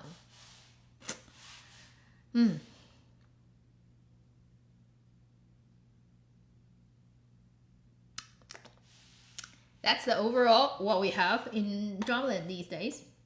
It's a very pathetic business right now. If you look at how many banned or taken down stuff that now gets re-released, you know that they are dying. They're desperate. They're famished, so they need food. They don't care. So these dramas are being released. And then in the next couple of years, you're gonna get less and less long-form dramas because they're not being made now. Very long, longer than 30 episodes drama are very few. Last year, this year, even less. All the platforms are making 10 episodes, 8 episodes, short dramas, 15 minutes per episode drama. It's desperate. And it's stupid, but then, you know, they've always been stupid. It's not like they only just got dumb yesterday, so not surprising. Therefore, from, let's say, next year, we probably are going to get less long-form Chinese dramas. Yeah.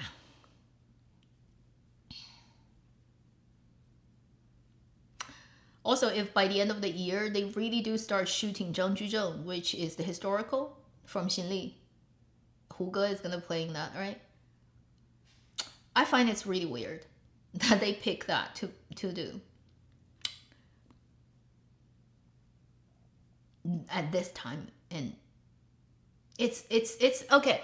I was looking at that and I was thinking, in 2025, does it make sense to put, because 40 episodes period drama with Hu Ge is gonna be 起码上亿, at least more than a million, 100 million, 200 million budget production. Minimum. Otherwise, it's just not gonna make sense. So that kind of period production is gonna be huge budget drama, and from Xinli.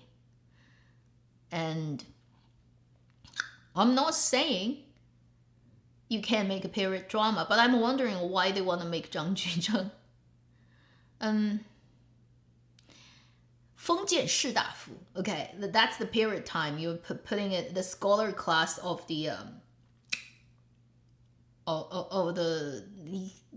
translate into feudal time of China, but it's actually not feudal. Chinese 封建 is not really 封建.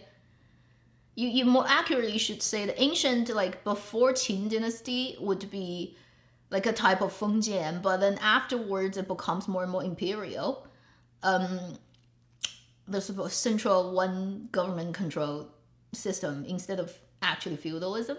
But anyway, this type of ancient time period and a scholar class main character story, like the historical, which will contain a lot of politics of that period. I just find it's an odd choice for 2025 Chinese dramaland. Although that drama hasn't even started airing, but I'm just suddenly thinking about that. Because it's Huge, right? It feels very not with the time, let's just say. Because if you look at what's going on in the world right now in 2020s, 2025 in China, and what is happening to China, in China, outside of China, around China, let's just say that drama's angle and energy probably is not going to be in sync with what is happening in the real world. And whatever a work is, it's always a work of its time. It can be talking about something that happens 500 years ago, but it's actually still talking about what's going on right now in the world, because that's just the nature of all work. It always is controlled and limited by the time it is created, right?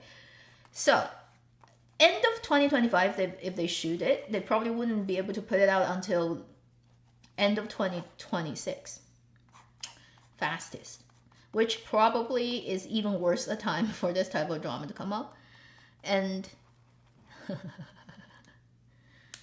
again, I cannot be very specific and clear about what I mean. It's kind of muddy, but I have the feeling that this type of topic and type of nature of work is not in sync with the current timing of what's going on in the world. And if that really is the case, that just means Xinli is just dumb company. It has done very dumb things already, right? But it may just prove again. 识时务者为俊杰，那明显的是他们不识时务啊。So this is the part where if you get it, you get it. You don't get it, it's fine. So we're at the end of this live stream. Thank you for everyone who has joined at any point. And if you're still here, have a good rest of the day, evening, night, sleep well. Friday, whether it's tomorrow or still today, it's still gonna be just 24 hours from weekend. Hope you have a great weekend. Hope you have a good May Day, like in a good way, not bad way. Not like where I am, where it's gonna be 2 degrees at night, which is mind-blowing. And take care. I will see you in my Saturday video.